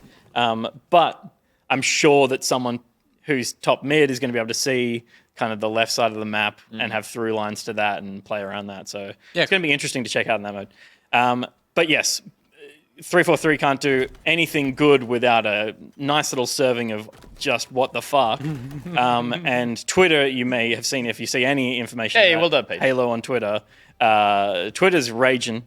They broke the BR by accident. I'm sure it'll get patched out. Broke it. I think they've changed something to how the dead zones of the triggers work, which was in an effort to combat a bug which people are exploiting, which is they're using a sprint to break the animation of the gun shooting to fire quicker. Wow, yeah. So developers, man, they're just I know, every you can't day they win. must just be like, fucking hell, what are they doing now? But the result of that has been for many people with all sorts of controllers that they're pulling the trigger and a shot will randomly not fire, and in a game like God, that's enough to make you go, I'm done with this game forever. Totally, and it's like, the pros are like, what the fuck, and everyone who's playing socially is like, what the hell is happening? Yeah. So that's not great, but it's a mistake. You think it would have come up in playtesting, but they're like, I don't think they're playtest. No. I think they're trying hard to keep up with demand. Sure. you are playtesting. We're playtesting, which is terrible. It feels awful for the people who So are it committed was to playing. broken, it's been patched, and now it's patched. No, it hasn't been patched out. It's still broken. The Oh, VR is right. broken as of the update. there was a yesterday. It was added to combat a different bug, and yeah. this is a new bug. Right, and Or an that's still exploit. there at the moment. is So what you're often saying. these things, though, it's hard to catch them in playtesting because their specific conditions will trigger them, and it's so hard to know what those conditions are. And Axios, it is fine for keyboard and mouse. That is not affected at all. But one thing that they did do, which is devastating, stupid, they didn't mention they were going to do it, is that they've manipulated some of the map geography to eliminate some of the skill jumps that have made that really high skill players use to shortcut their way around the map and to like really show off that they're more talented. I was going to say, stuff that's not an I- exploit, it's stuff that takes skill to do. It takes so much practice. 'Cause Yeah, right. It's so precise. And they've removed some of the Or they've little put barriers the little that- lips that were, Why? Just to stop people? they haven't given a reason. Right. Anything they've ever said that about, like 343 have ever said about skill jumps, which have existed in Halo forever, has been that we support it. It's great. It's a great part of the skill gap of Halo. And in making Halo 2 Anniversary, part of the directive was preserve those skill jumps and try and add more. And without any information, they've gone and taken out a bunch of. They've changed weird. some sheet metal on the ground in one of the maps so that you can't jump up from that onto a door onto the top. Wouldn't it be top of the amazing, map. though, if that was just some random person who just was like, I've never liked the look of I'm going to clean up this sheet metal that we've been left lying That's a around weird here. text. Well, that's you making creative decisions for everybody else. Anyone mind if I fix this? And everyone's too busy to look over. Like, Yeah. I'm just The battle I'm rifle's just gonna broken. do Fix it. the battle rifle. I'm just going to clean this metal up. So no one knows. And they've made some other changes. George, what have you done? They made some other changes that they gave reasoning for and was disappointing but understandable, and maybe they'll find a way to go And back. they But- explained it at least as well. Yeah, they had an explanation. There was no explanation for this. Yeah, It just weird. felt like a betrayal of the top tier people Yeah. and the, above my skill. It's like I was just it's about to something you- ask, are there, and I agree entirely with that, sucks. Are there any skill jumps you can do or that you know? There are a couple. Yeah, like, but like, I'm not the one that's. Yeah. The only thing that is really working for Halo at the moment is HCS. I was going to say, it's the competitive, like, you look at something like Overwatch, and what basically killed Overwatch slowly was they only spoke to the competitive scene. Yeah. And they eliminated everybody else because they were like, we only listen to what the pros say. This is the opposite. The pros are the only people playing Halo at the moment. So it's like, you have to keep these people happy. Yeah. They want to be styling on each other. Let them be styling on each other. Yeah, and it's aspirational, you know? It's like you watch Yeah, those totally. people play and you're like, holy shit, they did something I had no idea was possible. Yep. And it is now impossible. Yep. And it's not making the game better. One of the things they did do, which some people were complaining about, was they also changed the way that speed ramping your acceleration works on a fall onto a ramp. Okay. Which is something that literally anyone can do. You crouch as you hit the ground from falling from a great height. It's great fun. But it was breaking some of the maps because anyone can rotate around the map really quickly with zero skill. You jump from the high tower onto the ramp, you hit crouch, you go bling, and you jump across the map. And from like in a social playlist sense for people who aren't pros, it's like that person got there really quickly. That doesn't make any sense. I feel like this game is broken. Breaks the spawns. Yeah. Because, you know, part of what the competitive side of Halo is manipulating, and of any shooter, is manipulating spawns of your enemy. You want to control certain portions of the map at certain times to make sure they're spawning in the shit spot so you have more control over them for longer.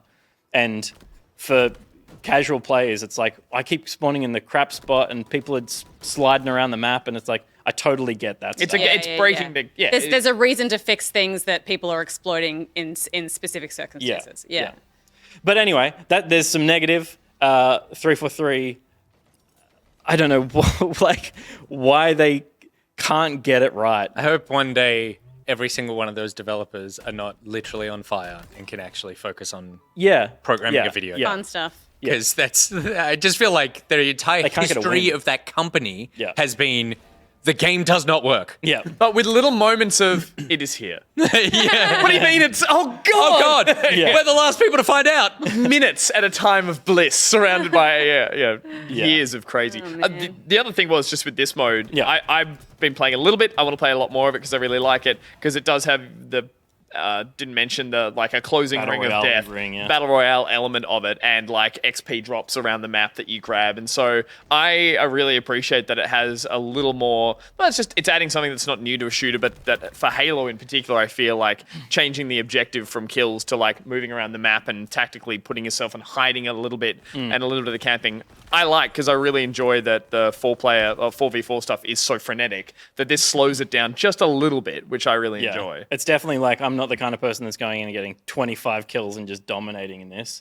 So my style of play is still quite aggressive. And Well, watching you play for the first time, you were charging in and people were just quietly going. I think I've learned more that it's more about controlling the little region of the map you're in, not moving around so much, particularly at the start when there are more players and it's less like I'm hunting someone. And then I'm going to play this weekend, but I did boot it up just for my area of expertise. Of course, Pete handles the Halo multiplayer gameplay side. Send and him an invite. He'll bring you into this party like that. Yeah. And I am the pro when it comes to are the skins in this season any good? Yeah. And it's a resounding no. The battle pass continues to be. It's definitely more helmets than it's ever been before. Yeah. And I say before, there's only been one other. The last one was dominated a lot by knee pads, and this one is mainly helmets because that's the most obvious thing you can change to look different. Pete is seeing aghast some- at most of them. I'm seeing some cute little gun dangles there. There's the best thing in the whole thing is there is an unlockable emblem that's Clippy from Microsoft Word. Oh, really? Is a emblem you can Yeah, put right. That's so cool. so that's Clippy should be a gun yeah, dangle. that's the most style, but the rest of it is still pretty. Can I ask just super quickly as well, because I saw Pete, you saw it. There's a cutscene that you can watch for this like seasonal story stuff about like a rampant AI. And, like, it's like a really cool There's a- story tease. yeah, that I'm like, I'm not entirely sure how interesting they're going to get and how much they're going to flesh out this little story about the information that you bring back, I assume, as a lone wolf. Anyway, I was like, did you respond to that in any way, in a good way? I liked it. I thought it was cool, but it's like, Yeah, okay. but what does it mean? I don't get to play a mission Right. that is attached to this piece of lore. That was kind of my story. follow-up question. So So I was I'm like, like, is there anything there? what are you? You'll find out in a couple of years Yeah, I mean, yeah, when they release the game. yeah. Kevin, in story, get down here, fix the battle rifle. Stop picking up all the metal sheets on the ground and start doing the story. Okay, Steph, round us out. What have you been playing this week? This week I played a little bit of Core Keeper, which is still in early access on Steam. In the game plan, I said it looked like a cross between Stardew Valley and Terraria. You did too. And I would say that is exactly what it is. Nailed it. So Brilliant. well Look done, at you. me. Look at you. I've played a bit of Stardew, but I never really kind of got into it. And people talk about it in a way that is like they really cherish it. Totally. And I just couldn't do it for me. I found it kind of limiting in a lot of ways. You gonna play that new one where the haunted chocolate place? No. Alrighty. Good chat. I got frustrated that he had to go back home at night all the time. And Yeah. I love the mining aspect and the gardening aspect the most. But in the mining, you had to go down multiple different layers. And I get frustrated by the confusing nature of that. And then also having to go back home by a certain time for bedtime. And it was just, and talking, you have to talk to so many people and you have to keep talking to them over and over again. And I just want to mine and garden. That's all I want to do. And this game lets you do that. It's so great. So you kind of start, it's all underground. you kind of there is a narrative to it, but I'm not really there yet. I'm just kind of figuring out the survival nature of it. It's co-op multiplayer, and a lot of the kind of basic systems are very similar to games like Stardew. So if you've played those games, you'll understand how they work. But the basic premise of it is it all being underground. You kind of just have to mine in all directions of a massive, dark fog of war.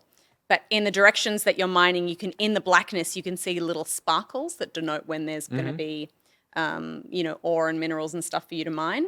And occasionally, and you have to kind of mine these kind of tree roots that grow everywhere for wood so that you can make torches to kind of light your way as you go. And occasionally you'll come into like caverns and pockets of lit areas where there are mobs and monsters or new things for you to discover and explore and gather resources and stuff like that. But the addictive nature of just mining into the darkness every time you see a twinkle is just... I went to bed at 4 a.m. last night. Oh, right. Oh, Jesus. It was just... Wow.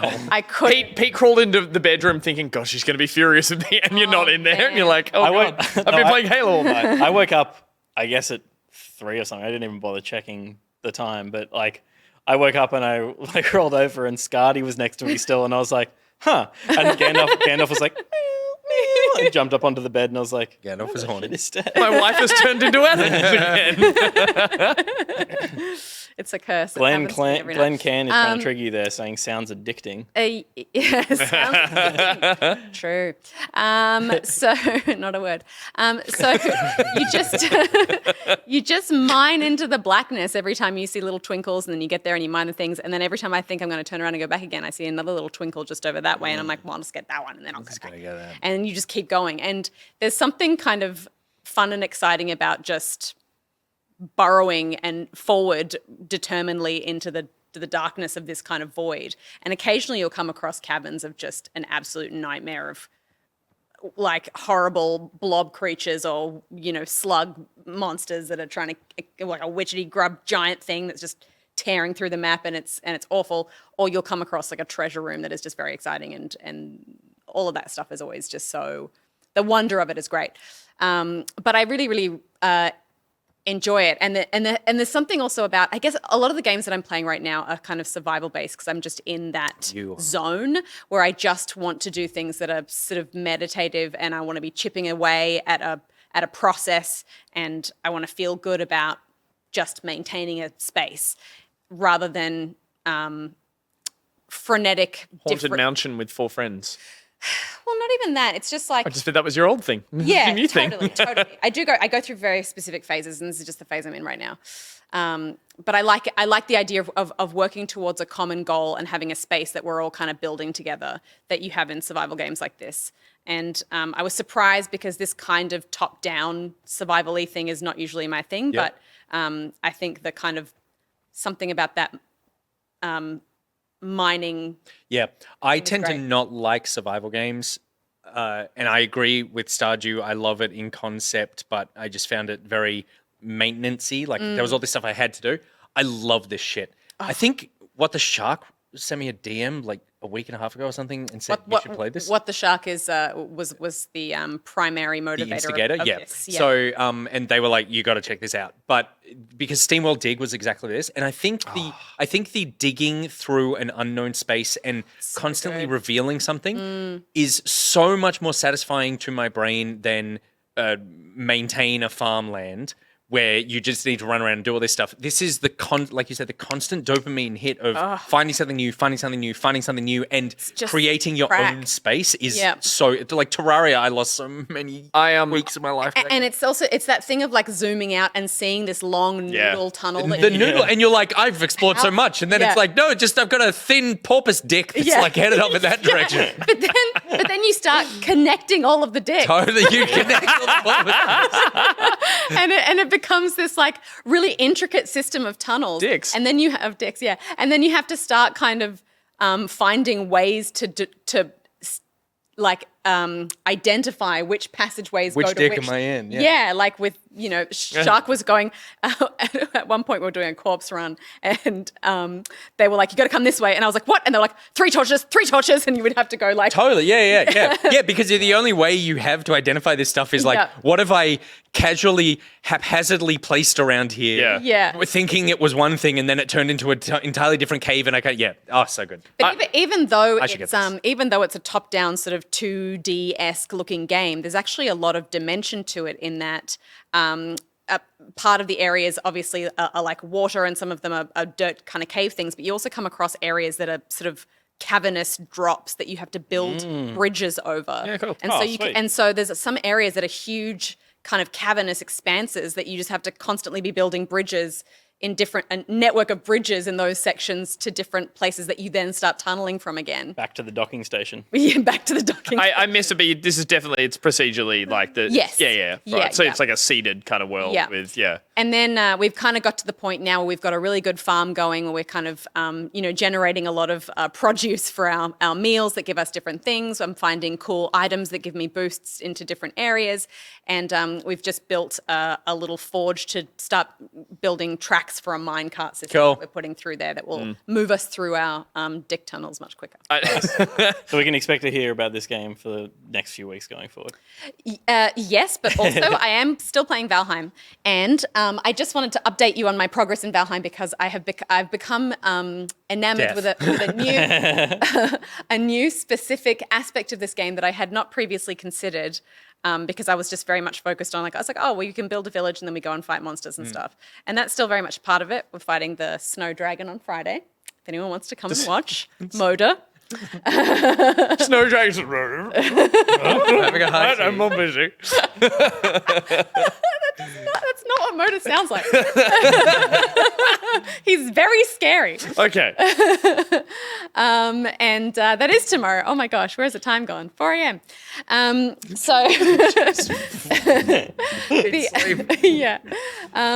I'm very much now about a cottagecore aesthetic meta game of Valheim. All right. So I've created this dining hall as an add-on to our kind of main hall. You built this? Yes. Fuck. Yes, we've been mining a lot of tar from a new biome from a biome that we've been going to that allows us to build these ornate dark wood pieces.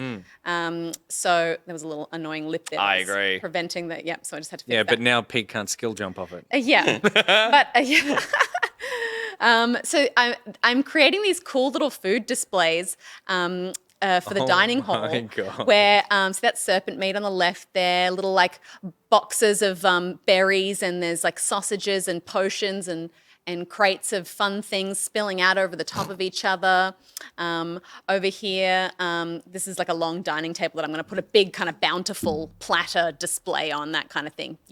This one's a dessert bar that I'm working on, so we've got like little ice creams and like milkshakes with like cherries and stuff on them. That is can I say, a really impressive spread. You have no idea how long I have been spending on particularly placing items to look like they've been casually No, strewn. because that's what it is. That box of carrots, an hour. Jesus, God, we play video games so But fucking look different. how careless. No, and strewn they look. it is like that's doesn't count that's as your a- wedding.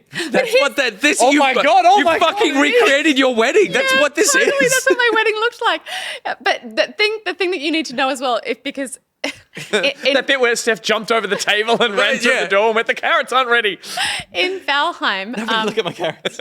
there is actually a kind of wonderful joy in trying to manipulate the tools that you have to make stuff like this happen. So I've watched a lot of YouTube videos because the way you place any object in Valheim is that you have to build an item stand, and then you have to place the item stand in a certain direction, which then will denote the object that you place on it facing in a certain direction.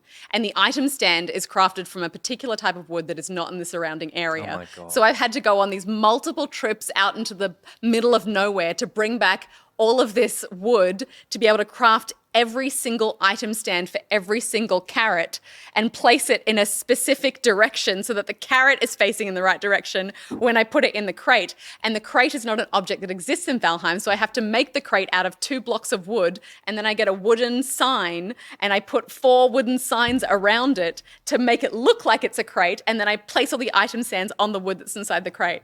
It's like... I would say that that's a stupid amount of work and you've wasted your life, but I think it looks amazing because I like actually looking at it. It really does look like a developer made this. It feels like set dressing. It is very. Can people come up and pick that and ruin your work? Like, could someone take a potion? For sure, they could. Are there no touching signs? It's a private server. Oh, so this has just been entirely you. It's me, it's Rhys, it's Shark. Yeah, but I don't trust those people. Not to chug a cheeky potion. But No, if you get in there and mess things up, I would get in there and just move the carrots. Move the carrots. And just be like, Everyone's very on board with reaping the benefits of An aesthetic. how this dining hall will raise the village's status, you know? So I think everyone's working towards helping me with it and providing the carrots and the wolf jerky and all that kind of stuff. And I cannot tell you how much joy it's been giving me. It makes me so happy. I just go in there and I walk around and I just look at it and I just feel like the stress draining from my body, and it makes me so happy. Is this what you've been doing on stream? Yes. Right, because Galaxy in chat said that she watches you play this and gets jealous of the work that you're doing. So people have been watching you on stream place the signs and the food stands. All of that, yeah. Yeah, it's been very weird. Nick, we've seen what people watch people do on stream. People watching that's bullshit, right? People watching this bullshit. People watched me click on a baby for 15 minutes 2 nights ago and rave lighting. Yeah. It's one of those weird meditative things that I'm just enjoying right now. And I'm like, I'm going to stream it. And if people enjoy it, they enjoy it. And if they don't, they don't. But like, I didn't realize there was kind of this whole other layer to the game that was trying to find clever ways to create things from stuff when there isn't, and that item doesn't inherently exist. And there's all kinds of cool things. Somebody has made this whole like a bread oven, and they've used like a shield and a spear to make like the thing that you put the bread on. Yeah, nice. You know, like all of these cool displays and stuff. And we've just started adding a few mods as well to the server because I don't want to do too much because I don't want to take away from the creativity that comes from those limitations. But there were like a few items that we couldn't place, and also we were spending a lot of time lighting all the fires and torches and stuff. So we've got a mod that just keeps them burning forever because that was very annoying. Amazing. This is, you've really upped your game with this one. So the games we spoke about tonight, Bug Snacks, Isle of Big Snacks, Loot River, Switch Sports, Stanley Parable, Not Words, Halo Season 2, Lone Wolves, Core Keeper, and Valheim. We're going to take a very short break because we've got a guest on the line who's been very patient, but I think we could all agree the carrot box was worth it. We'll be back in just a minute.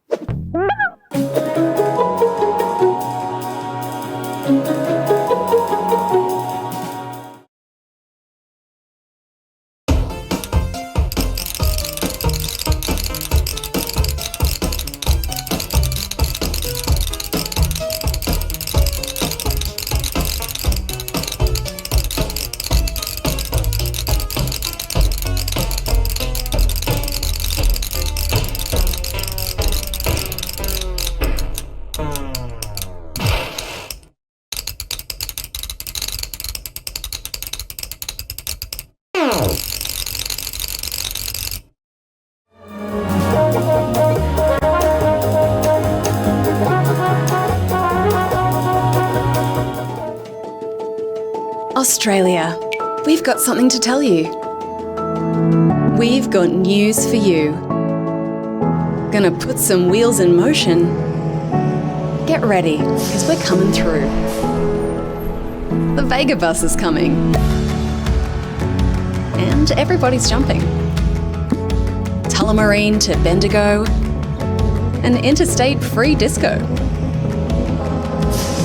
The wheels of steel are turning, and the traffic lights are burning. So if you like to party, get on and move your body. We like to party. We like to party. The VegaBus is coming. Paid for and sponsored by the We Like to Party Party.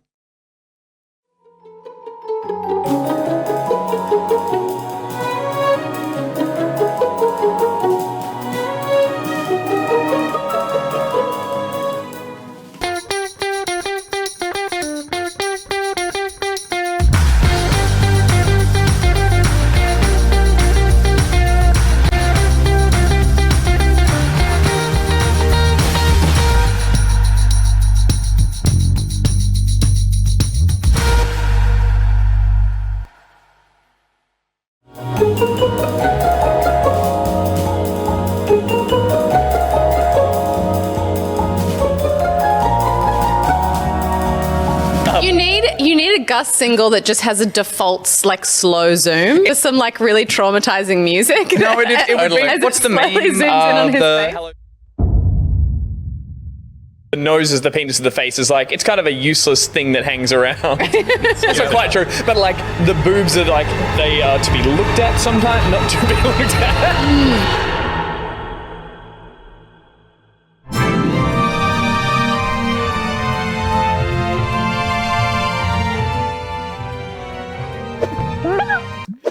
Welcome back to the Back Pocket Show.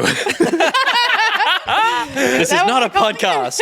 If you're listening to this only, you're wrong to do so. doing it wrong. Stop it. We're very visual. That's true. I say a lot of things over the course of the week. Yeah, Sometimes those things get mixed I up. wore bright colors, so watch this. Watch this. And you know what else? You know what you look like? A dream.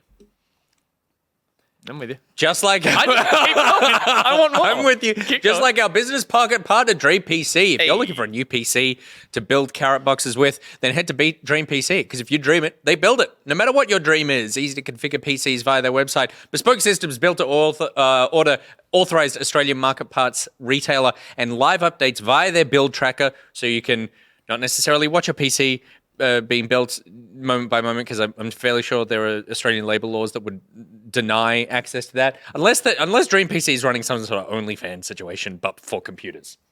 You mean like watching them build it live? Yeah, and getting it like out of the packaging. I mean, that's literally, you're capitalizing on an unboxing market that you can tap into as well and be Isn't like, that what unboxing just is? It is just OnlyFans for technology. What if it's OnlyFans and you get to see Dream PC install your fan? And that's it. Only the fans. All the cooling for the system all gets cooling is installed done. Yep. live on OnlyFans Dream we PC. can't promise they'll do that, but as a suggestion for your company, Just a recommendation. you're very welcome. Yeah. And I think that we were talking to someone else a couple of weeks ago about a business pocket partnership, and they were like, I wonder whether or not tonally it would be right for my company. And I think you have your answer. I should also add that last week when we did the Dream PC plug, and that I said that we only talk about you so you have full carte blanche of our advertising space, and you have run of the mill. Yeah. I incorrectly used that phrasing, and they called me out very well because I was trying to say you have run of the show, run of the Mill. whatever. Well, yeah, but not run of the We're mill. in a mill. We're in an old mill. This building is an old mill. That's Hence true. why I said you That's have why you run said of the run of the mill. mill. So I was actually right. Thank you, Peter, for the backup. But I definitely think that Dream PC should get on that OnlyFans thing, because I think that's a great idea that they just take a video of them installing the cooling in your system and that's it. I think that's very funny. All right, head to go.dreampc.com.au/backpocket for more information about what Dream PC can help you dream and build. Thank you very much, Dream PC, for your support. And thank you very much to the guest coming up right now, because your patience, sir, has been nigh infinitesimal. What? I don't know, just saying long words to wait for Hey, everyone. transition. It's Matt Trobbiani, Hey. developer of Hacknet and Wrestledunk Sports. Mate, welcome to the show. Thank you so much. A real thrill to have you here. We've known you for like a decade? Nearly? Yeah, ages. Yeah. Ages, right? A long time. Is it a decade? Yeah, it would have been like 15 or 16 packs that we met you. 2015, I think. Yeah, Hacknet. Well, that was the game, wasn't it? Yeah. That you picked up on Back Pocket and was really into. I was like, God, this game's so much smarter than I am. I love what this game is doing. I don't love how I get when I play this game, but loved that. And but Wrestledunk is something that has taken over our lives in a competitive sense here. Before we get to that, because there is some new news with Wrestledunk, I need to start with what is behind you. Oh yeah. That little- This. So this is a painting of Napoleon, I believe, rearing up on a horse. Except you like zoom real close. It's had my little brother's face painted over his face. That we got done by an artist in Vietnam for an extremely elaborate prank when me and my brothers all lived together. And yeah, now I own it. It's probably my most prized possession. I think it's very beautiful. It really captures his adventurous spirit. Is your and his maniacal. Well, I was going to say, is your Thirst little for brother blood. like a conqueror, really short, massively into ABBA, like any of these things? I mean, he won't like this, but I'm going to say yes to all of those. Good. And so, can you just explain why you have the picture? Yeah. When we moved out, he tried to destroy it. He doesn't love it. Rescued it. You know, we needed to give it a good home. So it's here now. I am looking for the right moment to like install it into his house in some sort of permanent way. But Yeah, A gilded gold frame or something as well. To be fair, yeah, like indestructible glass too. Yeah, the whole deal. Drilled permanently into brick. yeah, you get it. Gus and Peter both gifted one of our colleagues at the ABC a body pillow with their torsos on it, Oh. joined Like in cat the dog. middle. Like cat dog, That is like beautiful. cat dog. We were topless. With topless, yeah. And Say it like that makes it better. and he did not take that with him either. It just got left behind. It's here. We still have it. Oh, he's Still there. It's that white pillow. Oh, up there well, in the shop. I'm going to get it. Go Now you get have it. to see Yeah, no, good. Yeah, go get it. Okay. I want to see this. Yeah, Do you have no, another it's- one where it's just the nude bottoms? So I made the bottoms, and I've kept that one. I didn't think that should Beautiful. be. They I wouldn't make wouldn't pillows wear that short on my side enough. Steph, I'll get it. are you okay? Okay. Oh god. She's got it. Okay, That was that's good. It was a little sketchy for a second. Yeah. Could have pulled over 300 kilos worth of shelving onto you. It was very high. Oh, that's beautiful. I'll take one end. Oh, can you do a production run of those? I'd buy one. We can That's do amazing. we can try and replicate it. It should. Oh, It's definitely low quality enough. There we go. Good. Excellent. it's What am I doing? Oh, we're doing this. like there's Yeah. two of them. Yep. So And Doc. tell us about Wrestledunk Sport. Yeah, there's been an update. No, like, don't let me ruin this moment.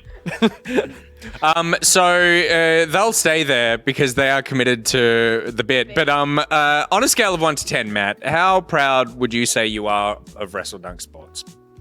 I got a weird relationship with that game. I really like it. I'm really proud of the technical achievement. I don't know if I don't know if this will mean anything to the non-game developers in chat, but I was putting it through cert was crazy because the game has like rollback multiplayer, so it's like a new custom rollback engine, and it'll that's like pretty complicated to do, but it means that it has peer-to-peer multiplayer.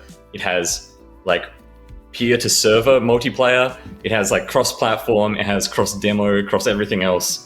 It's in a whole bunch of languages, and I was doing the port and like the cert and everything mostly on my own. So the technical stuff, super proud of. Really glad that it all sort of like came together.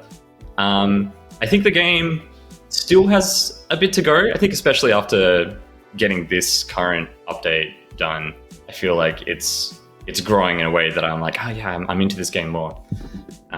So I still want to grow it a bit. Obviously, super proud every time you get a game out. So it's good. I mean, we've It's got got some growing to do, you know. we have to say, like, we're massive fans of it. Yeah. It is one of the best couch competitive games ever. I think ever. You know, I was gonna caveat it with of the last decade, but I think ever. It is such a tight gameplay experience. It is. You're so quick to have fun. It elicited sounds from us that I don't think I've heard from any of us before. Not since the making of the body pillow. The ones that only Scotty could hear. They were like that level of high-pitched joy. So if we're to interpret that you're not done with it as there's more content on the horizon, then We couldn't be more excited. Stay unhappy. Stay unhappy with it. Stay continually haunted by it and keep making stuff for it, and we're okay with that. That's right, Darish, the double dunk. The red dunk. double dunk. Amazing. So is it just you? Is it just you working on the game? Yeah. Back when I launched it, I was working with a friend of mine, Jamie Williamson, who did some of the network connectivity stuff. So that's like, so he wrote the server and a bunch of the messages that ping between the server for rooms and things. But most of the rest of it's me. So yeah, doing these updates, I'm just kind of like jamming them out on my own. Oh, I have an artist. I don't draw all the stuff myself. So the new backgrounds, I've got an artist in to do. But I'll just sort of like commission up, being like, oh, I need like a jungly tree here and stuff. And then I just do the rest of it. And so, what was the inspiration for the game? Because it's also a huge departure tonally from Hacknet, and Hacknet was like adored Hacknet, and from all accounts, pretty successful for you as well. I think that really set you up in terms of an Australian dev to really watch, and it was one of those games that every dev I know, every time we got together with everyone, was playing Hacknet. And was like, this is the kind of shit that I'm into. Like, let's talk about my game for 5 minutes, and then let's talk about Hacknet for 20 minutes. So, where did the inspiration for this? Why was this the next thing you decided to do? Yeah, I mean, first of all, thank you. It's super nice. I felt like I was worried about like railroading myself as a developer into these sort of experiences that weren't the games that I played a lot. Like obviously when I was making Hacknet and now I love those sort of things. But like my favorite game ever is Dark Souls, right? And I also really love these like deeply mechanical games. And I think where I wanted to end up as a game developer was someone that could do both, if that makes sense. Yep. And so I felt like as a bit of a challenge to myself, like both as a technical challenge because I wanted to like dabble in multiplayer stuff. And as a challenge as a designer, I wanted to really experiment with like making a bunch of really basic interactions and then having them just like feel good to press the buttons and like happen out on screen.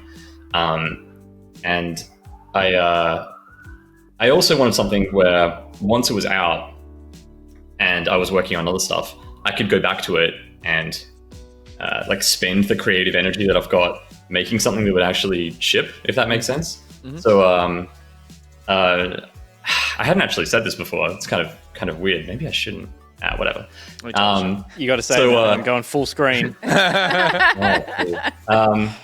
Wrestledunk is and always has been my weekend side project. Right. I've been full time on a different, much bigger, much more ambitious game for like 4 years now. Oh my god! And you've been cheating on it this entire time. I'll just jam out sports and stuff on the weekends. And so the idea is that when I'd get distracted with stuff, or I'd get impatient or come up with a different idea for a game, I'd be able to just like put it out, like make it in this other format where they could accept it and like actually release it. So that was the idea, and it's like sort of coming together. The first update's coming out now, so it's sort of worked. Well, yeah, I was gonna say, like, in the design of this game and in the kind of like the joyous nature, I think that's a fantastic attitude to have, something that you're working on that you can kind of throw, not caution to the wind, but you're putting a lot more sort of just freeing creativity into something that when we play it, we see just that level of fun that's injected. I want to ask just about like the initial idea and what looks like, and I mean this in the nicest way, it's like, where did you just hit on like, okay, here's the mechanic that works? Like, were you just experimenting with shapes? Were you just experimenting with sport styles, with blocks and all that kind of stuff, and it just went, this works for you? So right when I started, the like foundational idea I had for the game was that I wanted something where the hitboxes were really visible.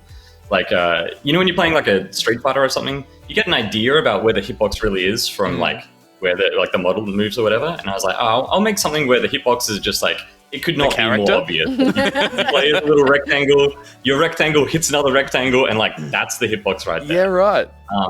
And so once I had that, I was conceptualizing the sports. This one on the top now, the volleyball, I missed it. Volleyball was like a riff on this other sport that I really liked. A friend of mine made in a game jam that I'd always felt like the basic potential of like the little squares that like had the different moves to hit the ball was so good. And it was kind of like between that and like the slime sports volleyball that I played on Flash. Yeah, like, man. I played years the hell and out of years that. and years I'm a ago. slime soccer OG. Oh. Wow, what a I brag. used to beat the pro AI every time. I cheese it. I don't even think I could be the pro AI. You could cheese it. You could cheese it. It would push the ball into you right at the start every time, always and then you'd go. just go. It was just a combination of, because it was arrow keys. It was a combination of going towards the goal and up at the same time. A little flick, you'd go, and it'd go pew and shoot over the top of the pro AI and go straight into the goal. Amazing.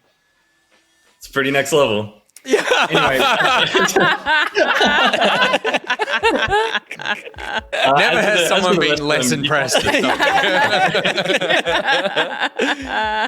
Sorry, go back. The man's sitting there with fucking Napoleon behind him like a king, and you come to him with slime ball. I was just trying to connect. I'm impressed. As he I'll play sips you. from What do you his want me? oversized Halo tankard. And so with that idea, because I love that of going like, I just want to make a game that is the hitboxes. Was it more complicated at the beginning and you stripped it back? Because I also think that if I had that idea, I would not make a fun game out of that. There's something that's so simple about this, but oftentimes the simplicity is something that's hard to come to. Or was it always there in the first place? The simplicity was something that I was like really trying to get for, like, especially wrestling. Wrestling came together pretty late. That was like the last game that I worked out the rules for, and I kept wanting to add like another button in. I eventually settled on the sort of spin move. There was the other button on it. What were some other options you were looking at for?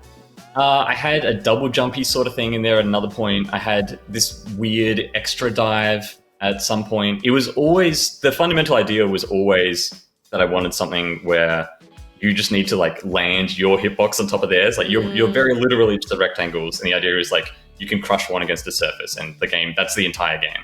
Yeah. And then once I had it in, I was like, yeah, this is a cool thing. And then I found that like I couldn't be beaten at it, if that makes sense. Like once you work out the winning strategy, Like pro it's slime like, soccer. yeah, like you were soccer, you get it.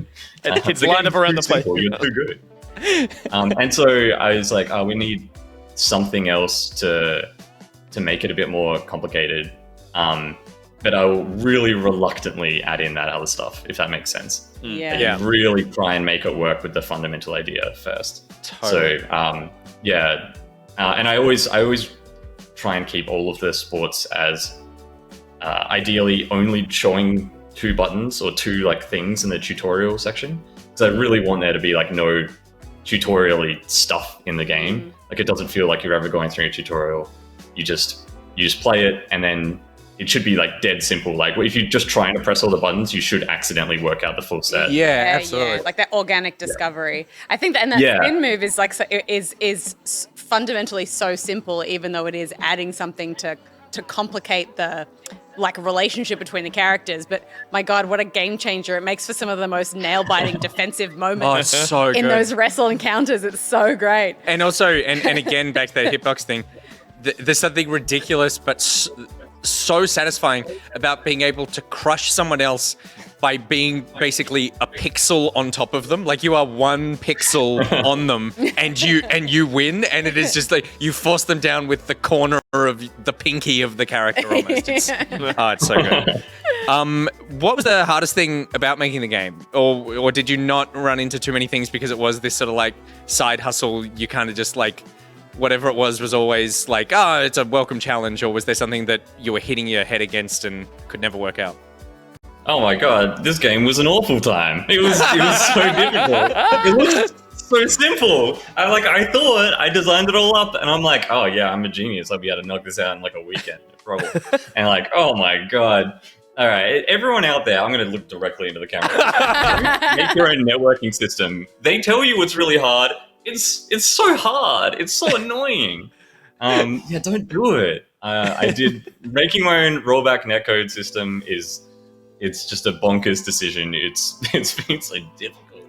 And it meant that I had to write everything fully custom. So usually when you make a game like this, you're you're using like Unity or whatever, and you'll put your little physics hitbox on it, and then you'll like make it move. Everything's like fully custom.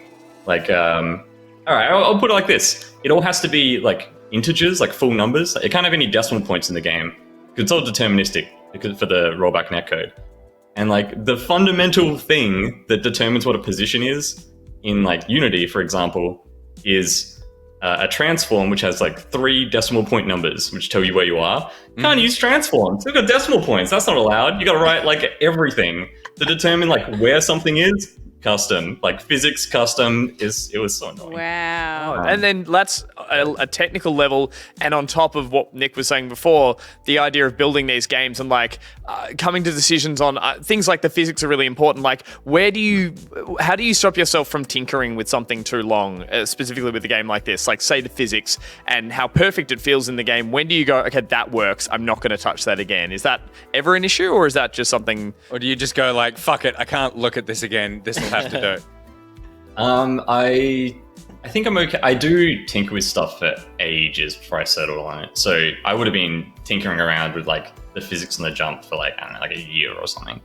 And then I was waiting for like a day or a week, and I was going to be like, No.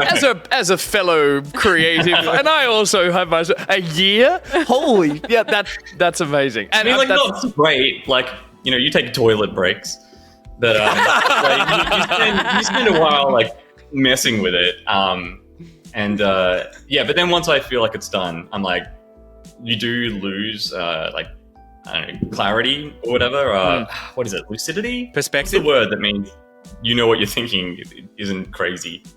Whatever that lucidity word is. was Yeah, great. that was pretty good. That's good. An Oh, apt cool. word, Yeah, and also so you lose sounds lucidity, fancy. and you're like, any jump is probably fine. that's I'll the thing. set it on up this time. So Is you it just- difficult playtesting a multiplayer game when you're a one-man team? Are you just because you Oh you my don't god! just need she brings this up as well. You're so traumatized by this experience. Any question is like It's like pain. every question is like a chopper flying over the top of you. I always wonder about that because it's not just about finding people to play it because you don't want just gamers, but you kind of need a really broad range of different people with different skill levels and, you know, to try different things and pitch different groups of people against each other. And being like desperately lonely without friends, it must have been really hard for you. Yeah, golly, sounds like it would be really convenient to take this to some sort of big convention with lots of people, some sort of PAX in 2021. Wouldn't that be nice? Yeah. Anyway, so yeah, that ruined all of my plans to do all my testing. Man. So he built AI, which are in the game. Yeah, I don't need any friends. So actually, that is how I'll do it. For getting the first rough out ready, I'll try and make an AI, and whenever I add a new move or some case that I'm like, I'm not sure if this really works, I'll just teach the AIs to do it and just leave them running overnight. Yeah, right. Yeah. Well, so tell us about the new update as well, because you've added a new game to it, and the name of that game is. What is it? I'm gonna let him struggle. Yeah, It's- please do. All I can think is Wardolph, Megaton. and it's not that. It's a salad. That's a salad. It's Megatonk. I have renamed Megatonk. it like 100 Tonk. times. Megatonk. Yeah, I don't know. Maybe I'll rename it. Let me look at a name that's scrolling down the bottom. It's named Stark Magnus now. Excellent. The game's named Stark Magnus. It's my favorite. I do actually like this more than the other games in the pack now. I think it's better. Really? We're just setting up because we're going to play a bit after the next ad break as well. cool. But Because Steph and I haven't touched it, right? You haven't Yeah. yet? We played Wrestledunk on the show, but we haven't played the new But not the new one. Yeah. You haven't megatonked? Oh, you haven't lived until you've megatonked. just as we were setting up, it's like the premise of it is perfect for this game. It's like, I mean, I won't steal your thunder. Set it up. Oh, I mean, sure. This one's a lot of the other games are like riffs on games that I really like. So fencing was like a riff on like what I wanted out of Nidhogg, and I think it didn't come out quite right. I got issues with fencing. Maybe I'll go back to fencing at some point. But I was when I was playing Nidhogg, I actually got my hands on a super early alpha version of it, that had these like really snappy animations, like the animations weren't done, so they just snapped into the pose. And then when I played the final one, I'm like, I miss this snappy, like you just press the button, your sword's just like, bam, it's right out there. And like volleyball was this riff on this volleyball game that a friend of mine made like years ago for a little game jam. So I'd always wanted to make one about my favorite ever like local multiplayer game, which is Samurai Gun. I think that game rules, and it's really, really underappreciated. But I really like the way, basically the whole premise of that game is you're a little guy with a sword. But the thing that I like the most about it is if you like jump and swing the sword up, swinging the sword gives you a little bit of momentum in the direction you've swung it. So you can do all these like really fancy little movement things by like jumping and like doing little slashes at different times. And I don't know, I think there's this one night I had with a bunch of friends where we were just like hanging out, playing some games, having a bunch of drinks. AI, Matt, they're called like, AI. we would have played like 2,000 rounds of Samurai Gun in a row, and like by the end of it, the meta within our little group had advanced. How like, good. The dominant strategy was to just put your sword away and walk calmly to well within range of your opponent and look them dead in the eyes for like 2 minutes. And then someone, when you feel in your heart that they're going to press the sword button, you just both clash, and it was. and someone new showed up and just absolutely bodied all of us because they didn't understand. You were all about building that simmering. It was just, this is about honor. Anyway, then I was like, what if this game had sweet combos and a double jump? And then I just made that.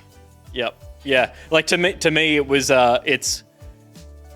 it's kind of a soccer game, but now your opponent is the ball. Kick them into the goal. That's the one. And it's like, I'm like, that's sick. Like, you too are a ball as well. And it just got, we played a quick little bit to warm up for it. And I love that you mentioned before, you're like, I want games to have like no tutorials. You just pick it up and you know what you're doing. And I picked it up and I went, what am I doing? And Peter said, there's 2 buttons. There's jump and swing. And it was there for me at the bottom. I'm like, oh yeah. And then had it. And I got my ass handed to me by a single AI. And I was like, I want to get good at this because it is genuinely hilarious, but I'm like, it's mad, as all the games in this are, in like the best kind of way. Well, I feel like even though I haven't played it myself, I know that you're all going to get tonked. So Matt, thank you so much for hanging out with us. We're going to check it out now after the next break, but I like, we're mates, so everyone take this with a grain of salt, but I will say that like, Wrestledunk, I back you up, Pete. I think it's the perfect party game. Before this, Nidhogg was one of my favorite multiplayer experiences. Like playing Nidhogg with you was one of the best experiences I've ever had playing a video game of just like joy. And this captures that, but across more games. And like a beautiful roster of, we've done this one, done that one, back to this one. It's like got that beautiful cycle. And the tension that builds, it is so, the balance is so perfect. And it is the game that like I show people when they come over to the house. They're like, you play video games? I'm like, this is the only one you need to play. Like play this because you'll have so much fun and you'll understand like the joy of why I chose this as a career. So it's one of those games. I've played this with my friends, but I've also played this with my like 10 and 12-year-old nieces. Like it's just got so much broad appeal and it is just so exciting. Actually, my kids would be the perfect age for this because you can just mash buttons and things will happen as well. So it's just a joy, and we're so proud of the fact that you have continued to just make a stellar track record of games. Hopefully this one that you've been cheating on for the last 4 years is also good and you haven't spent all your creative energy in this and it's just a barren sellout husk of a title. Can you tell us that sounds like anything about it? Anything? I'll tell you about it. I'll tell you about it as soon as I can say anything. Okay. Not yet. Nice. Yeah. And will you be at PAX this year? Maybe. I don't know. Yeah, probably. Yeah, okay, cool. see. Well, we'll grab a drink or something if you're there. We'll tonk off. Oh, can't wait. Awesome. Thanks so much, everyone. So good. Beautiful, man. Thank you so much for your time, man. Cheers, really Matt. Appreciate it. Oh, anytime. Thanks so much, everyone. See ya. Cheers. Have a good one, dude. Bye. Bye. Delightful game, delightful man. What a guy. What a guy. What a guy. So nice. Little jealous. He's Yeah, he's talented. He's nice. He looks Man, great. and as much as he was Funny. pulling his Tasting hair out every time, Funny. I was Good scared to ask him another question like, I love the pastel colors. How was that hard to choose? And he'd be like, oh God, it took me a year. Why did you ask about the colors? That's every Totally. dev though, right? It's one of those things where it's like, I think you're making something that you're close to and you want it to live up to the expectations that you're setting for yourself, and so you're constantly coming up against your own limitations and expectations, and Yeah. it must be so hard. It must be torturous and joyous at the same time. And also, like, to do it mostly by yourself. Yeah. It's so hard to, with anything creative, not lose sight of the big picture. And even he even said, it's like when I really thought about how much time I'd spent on perfecting this jump, it was probably perfect 6 weeks ago. Totally. Yeah. But I couldn't stop tinkering. And I do the same whenever I set up an interview and it's like, I'll change the light by a couple of percent, and then I'll go back to the camera and I'll go to the other camera and then I'll come back and I'll go like, I prefer the other one. Working on your own without someone to be like, just leave it. It's fine, That's that kind fine. of thing. All So you need is someone to go touch you on the shoulder and go, stop it.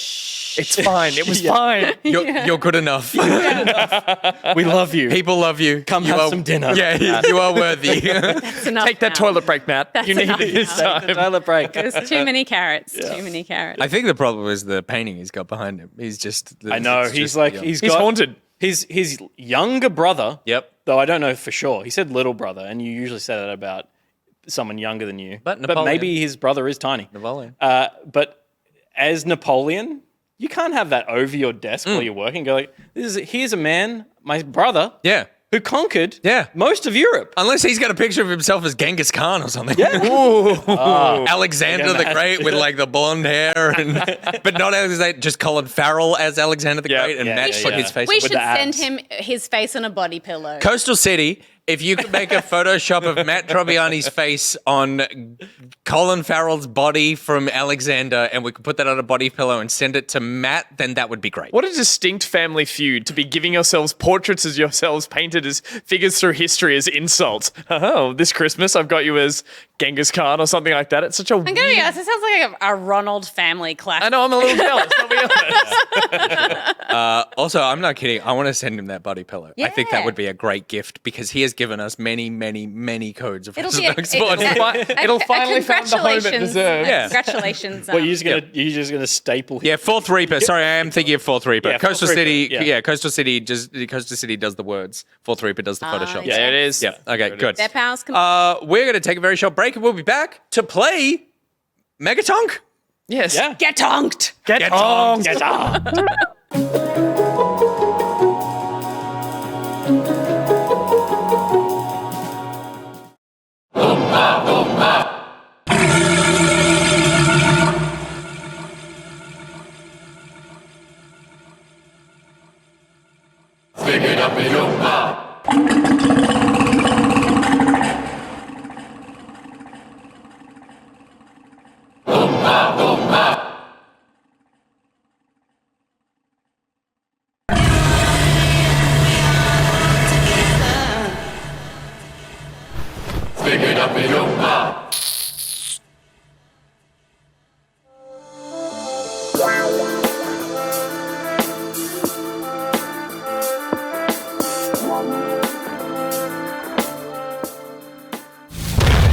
Don't die from the poison, get out of there.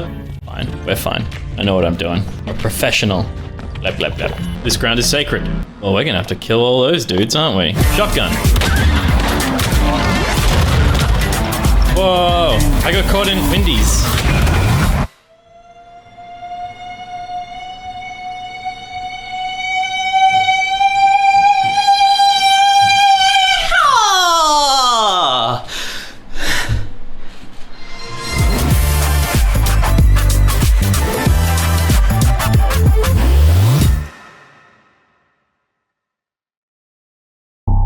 LokiCat wants you to think he's a good-looking man who wistfully looks off into the distance at weddings. But what is he hiding? Not only is he not the Norse god of mischief and the rightful heir of Jotunheim, he's not even a real cat. He was born a boy. But now that boy's all grown up. And that overgrown boy loves birds. The man likes his cockatiels. But does he love those birds too much? This man sleeps with birds. And cockatiels aren't the only Australian icon he's tried to fuck. Those are flamin' crows! Is this flamin' galah who you want in charge of the country if he ever decided to run for political office?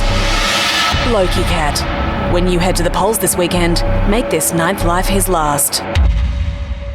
Authorised and paid for by Nick Boy Richardson.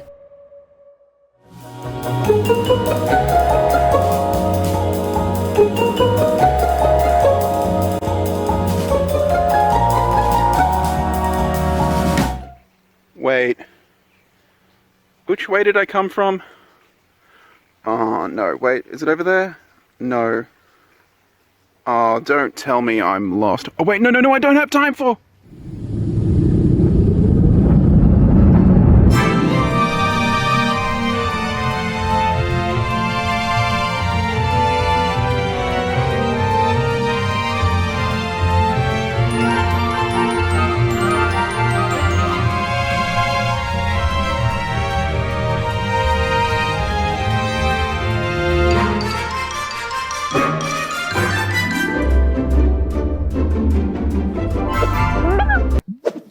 Welcome back to the show, Steph. It's time to get Donked. Donked.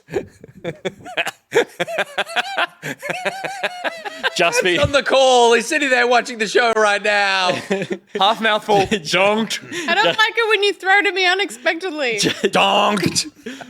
just before we came back across, like just as that I had a frazzle. I had a frazzled moment. Steph had a massive frazzle. She kicked the cable on her controller, went flying. But also the dog fell is on on the it. dog and hurt the dog. The dog was crying. She was whimpering. She's not at all. She's just here. She's Look at her asleep. damage. Bleeding. She's damaged goods. Damaged. But it's She's hard sad. it's hard to negotiate my feet She's done. and sitting when she's in the way, and I don't want to upset her. But anyway, Especially when it's time to... Tonk. There it is. Because this is a segment we like to call Very Good Gameplay. And this segment likes to be sponsored by Rhys Wild. He gets wild, does Rhys. He gets tonked. He gets tonked. He loves a good Pretty sure tonking. Rhys tonks harder than anyone I know. Donk. You know it's true. Oh, I do. But my husband isn't in the room. Tonk. We're going to play Wrestledunk. And there it is. I mean, what else is there to say about this game rather than let's freaking get donked? Red jump on my Who's head. blue? I am. All right. Oh, it's teamed. I forgot. Teams. Are we doing Outfit change. The way I leave and then do this as I walk away with my shirt off. No, Nick and I on the left. You're yellow. Oh, you son of a... Ooh, this one's like a little high neck jumper. I'm into it. What is it? L and R to change. bowling shirt? You jump. Naked man? Oh, you got to change that here. I'm always... you got to change out there. Yeah. Nick, do you want to both be ripped? Both be ripped? Yeah. But You've got dad bod. I've got dad bod. And that's true. So I've got dad bod. And Gus, you the Adonis body. The Adonis you have six-pack, I promise. t-shirt. Mega tonk! Mega tonk! Oh, uh-oh. Get Oh, tonk. I changed our colors. That's fine. I did not want to be yellow. Oh, now it's on big volleyball. Well, hang on. I mean, any good party game should have this, where it's like the chaos of the beginning. All right, they're distinguishable colors. Nick, Okay, into I'm the coming. pit. Mega tonk. The pit. At the stadium. At the bucket? At the Everyone in? Everyone in? stadium. At the stadium, new. Stadium's new. Stadium's new. They're all new. They're all new, Nick. It's a new Oh, they're all release. new. Okay, Oh, it's a we new have thing. batons. Oh, wow. We must swing This is and not what I was expecting. we must knock the opponents through the goal. Oh, that's a goal. Holy shit, yes. Oh no! Any goal? I think so, but it's once you're out for the boy. round. Oh, I got dunked again. Nick, what are you doing? Steph, you just jumped. Steph. That was Steph. me? Yeah, you're P3. Okay. Oh, okay. I thought it was okay. me too. What was wonderful there? Nick was against the wall and Steph sacrificed herself. I'll take the You point. jumped through the goal, losing us the round. I thought I was on Nick's team. Nah. Nah, mate. Yellow dead bot over here. Smack him.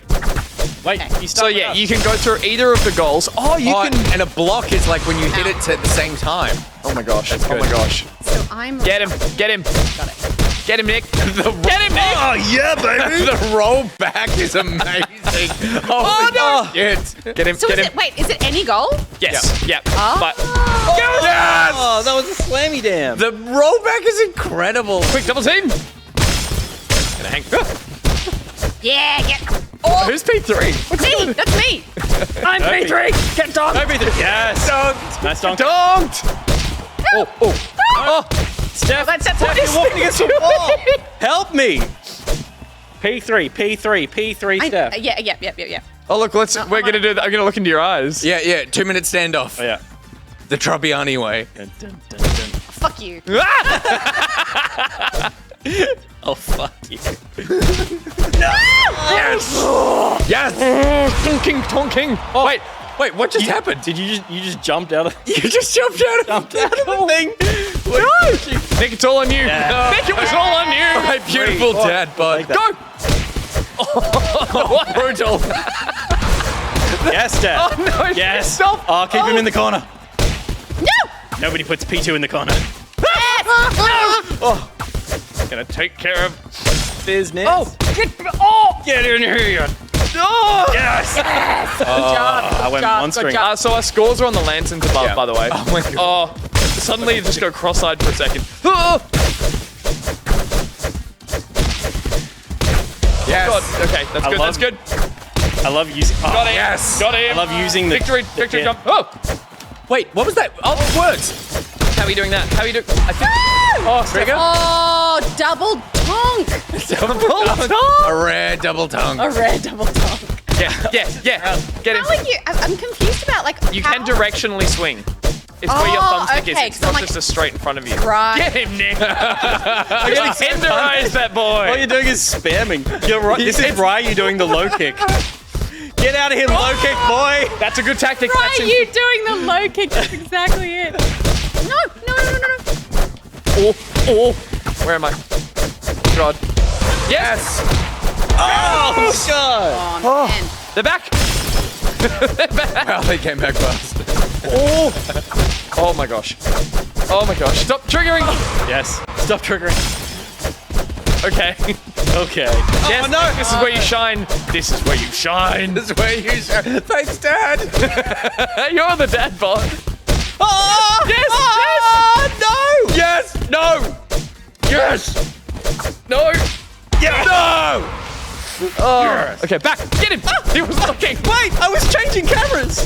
Yeah. Oh my god. Get out of It's here already. like bouncing in between the corner and the thing. Oh, what are we at? It's 5-6. Five. Oh no! My tactic didn't work. You're like, I'm gonna stand against the wall. No one knew what it would be. You're Blair Witching. Come on. They're witching? Yeah. Standing against Get the wall. tonked. Oh. Get tonked. Yeah, Steph. Tonk him. Put me down. Tonk him. Put me down. Tonk him. Tonk him. Yes. I mean, toggle me down. Holy shit. Oh god. Oh god, I've gone cross-eyed. Jesus Christ. Get down. No, I'm always going too high. Oh, this is bad. Steph, it's all you. Yes, get at him. Come on. Coming in for the fly kick. Oh, I'm over here. And out you go. Double tonk. Oh, Steph. Double tonk. You do it. Stop it, leave me alone. They're back. Wait. Go. And Steph. A little trick. Spam. Yeah. Oh, no. Huge. Nick. Yes, Steph. Wow. 7 apiece. Stay on top of each other. That's that dominance. No. Yes, Stephanie.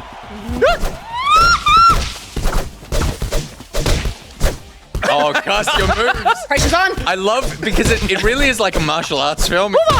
The X button on this controller is in bad shape. It's the input lag. Probably those network problems Matt didn't fix. Okay. Strategy. Oh. Yeah. No, stop. Kill him. Guys, I can't believe you're still alive. Yeah.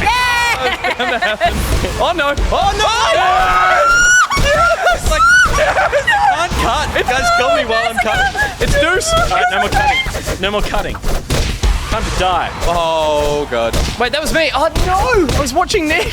Yes. All right, they're gonna get one up. Okay. No One up. cuts. It's so you don't get your easy. little cheap It's so shots easy in. to do. Wait, no one was paying attention to that. We're too busy donking. Donking. No. No. Yes. Nick's on you. Ah! Kill that. Yes. Oh no. That's the game. That's the tonk. Oh, we got God, look at his nips. Oh man, it took me a so while to get the firm. hang of it, but once I do, I get very aggressive. You know, Ooh, change arena. Oh. Yeah, So, arena. we my unlocked heart is an- beating very fast. rematch Bucket. the bucket? Sure. So, yeah, the variable here is that, like all the other ones, there's different maps, different arenas. You have to hold X to do rematch, I think. Yeah, we've set it up, but no, you're changing the. We have to hit A. Oh, everyone hit My A arms are sore from going like this. from Raptoring. Everyone press A, I think. Should drag us in. No. Are we changing teams? No. Don't need to change teams. Change outfits. Okay.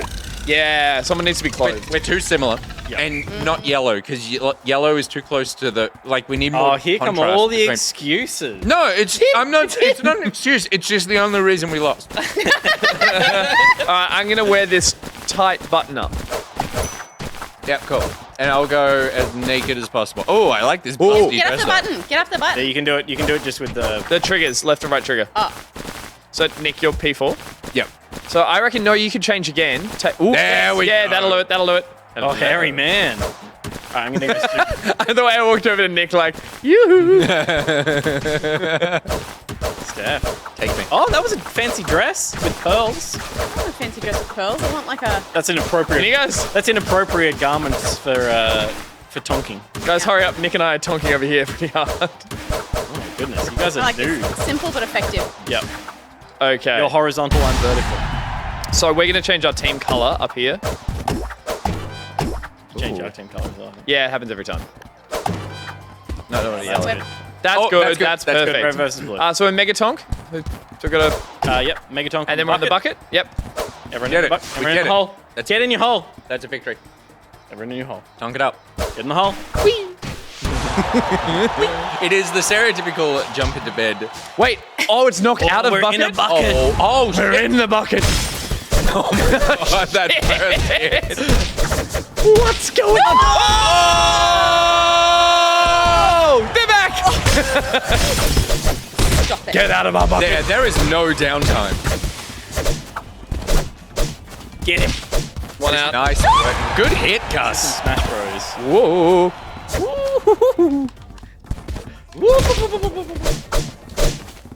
Oh, that... He's right about the swing. little X eyes when they take the hit is so funny. Oh, you swing! son of a Very good. God. Very good. Get him! So yeah, we It's have... actually the perfect amount of downtime because you start to gloat and then you're like, and then you're dead. Totally.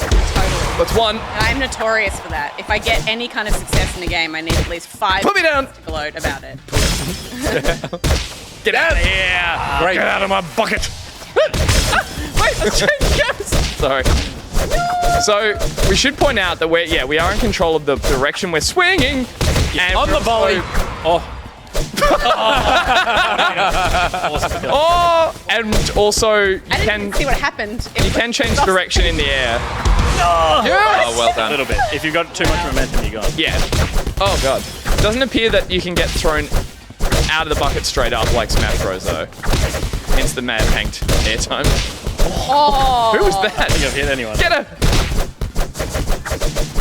the sound. It's so good. It's so good. One out.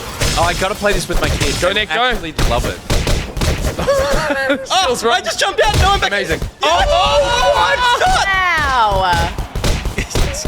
Oh my fucking god, Gus. Let me make creative decisions. That was huge. No, and then you fucked it up so I bad. didn't press anything. That was me getting flung out. Yes. No.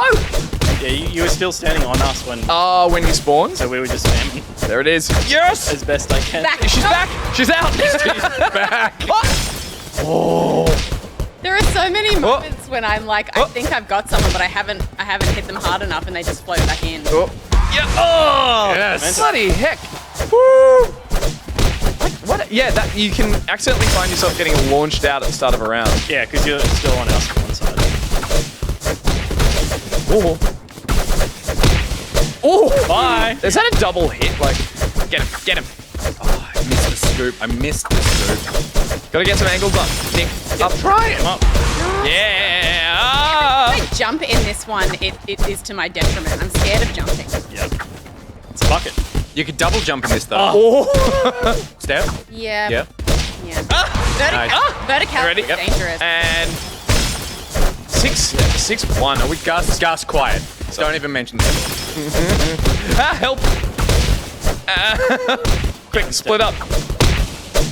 That's what I meant. Yeah! Oh, that meant. That was such a twins in the Matrix move. Quick. Oh, no. Oh, amazing, amazing. My eyes.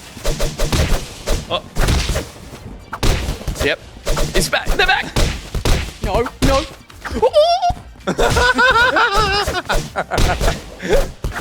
Get him. Fuck. Kill him. Fuck. Kill him.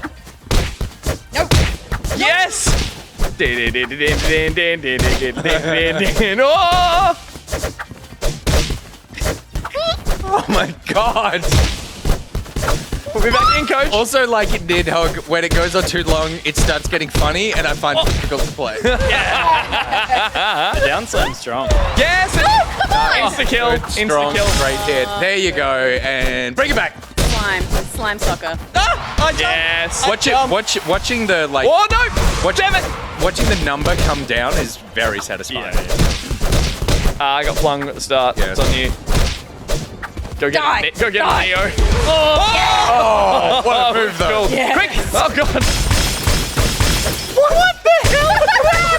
That was like some fun jazz drum solo. Sounded like a bull in a China store. Fun jazz drum solo. Do you reckon? Yeah, yeah. That was I'm very vibing with it. It's the For you, Steph. it's the hits you aren't taking. I want to live. I want to live. Oh god. Nope. Oh wait. Oh wait, I'm looking at the wrong one. How are we winning? There we go. There we go. There we go. Go, Steph. You got this. You got this. No, yes, out of there. That point. You lying? Nope. Yep. Gotta win it. Yes. Gotta take the championship. Gotta go for regionals. I'm standing on your head. Go, You Steph. got hit. I mean, Gus. Go, Steph.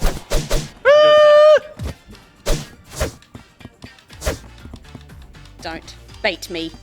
I'm onto you and your tricks. Oh, this is fucked up.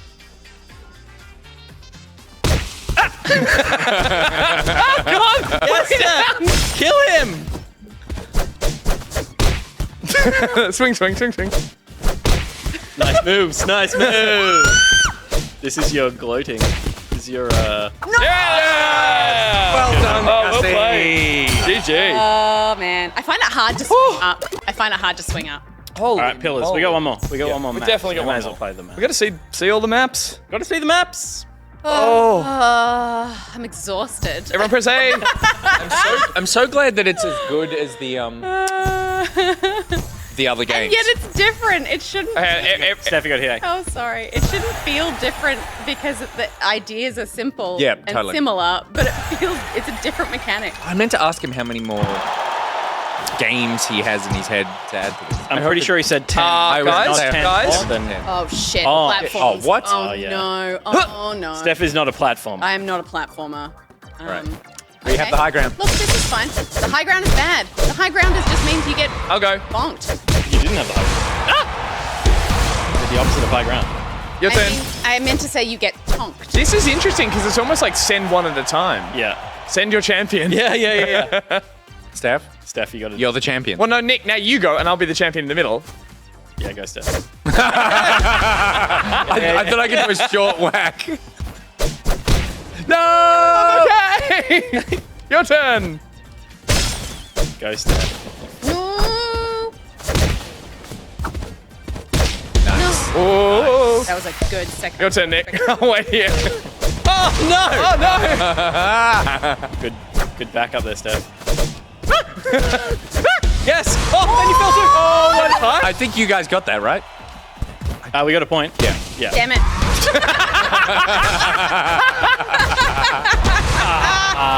Get out of there.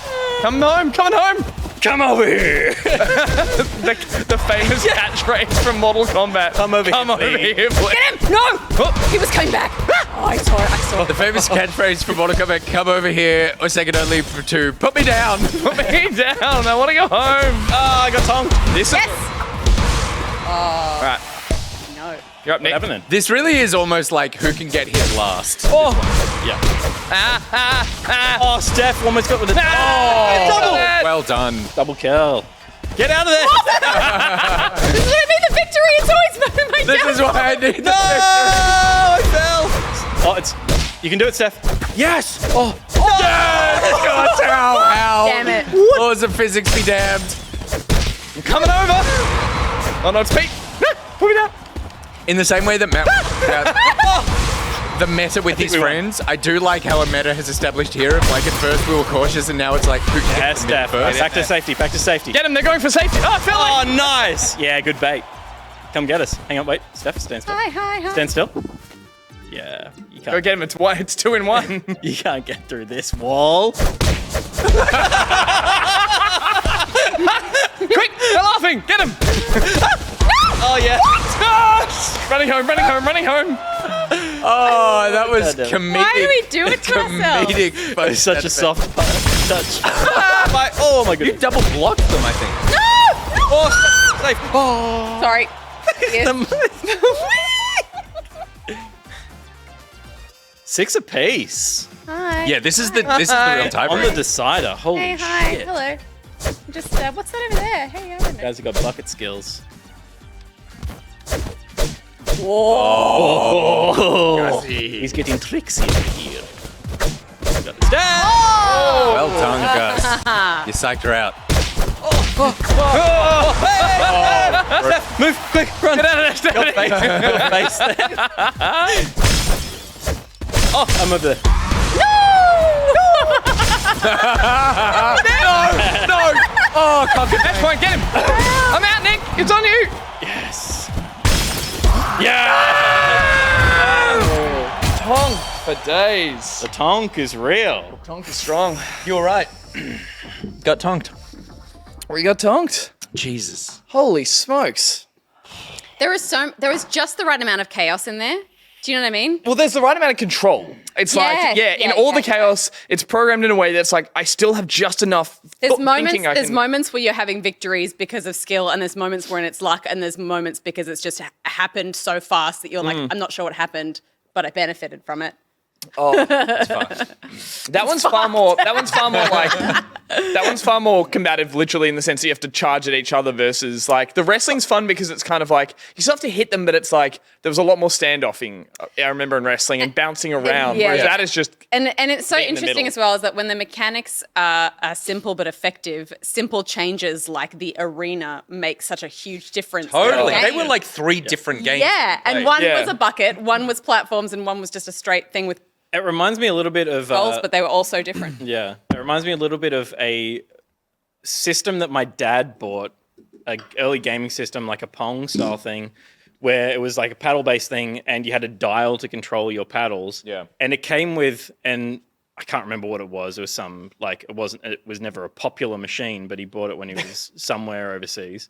And it had a toggle on it that you could toggle between Pong Classic, a hockey game which had 2 paddles for each player, and it was just like it was those minor things that it was like the input always felt similar and was identical on that. It was really just a dial, but it's like it's those little changes that just breathe fresh life into the thing. And it was as simple as going like, oh, we've played enough Pong, let's go dunk, and we're going to play for another half an hour. the core and then game's let's still go there. dunk, and then we're going to play for You're another. changing one small factor, Yeah. and it feels like you're getting a fresh experience out of it. Totally. Did we lose in the end? We lost 2 for. Yeah, we did. Yeah, but you were I the think Bucket Kings. Yeah, I think the physics might be a little. Yeah, I think Yeah, they could right. be tweaked just slightly.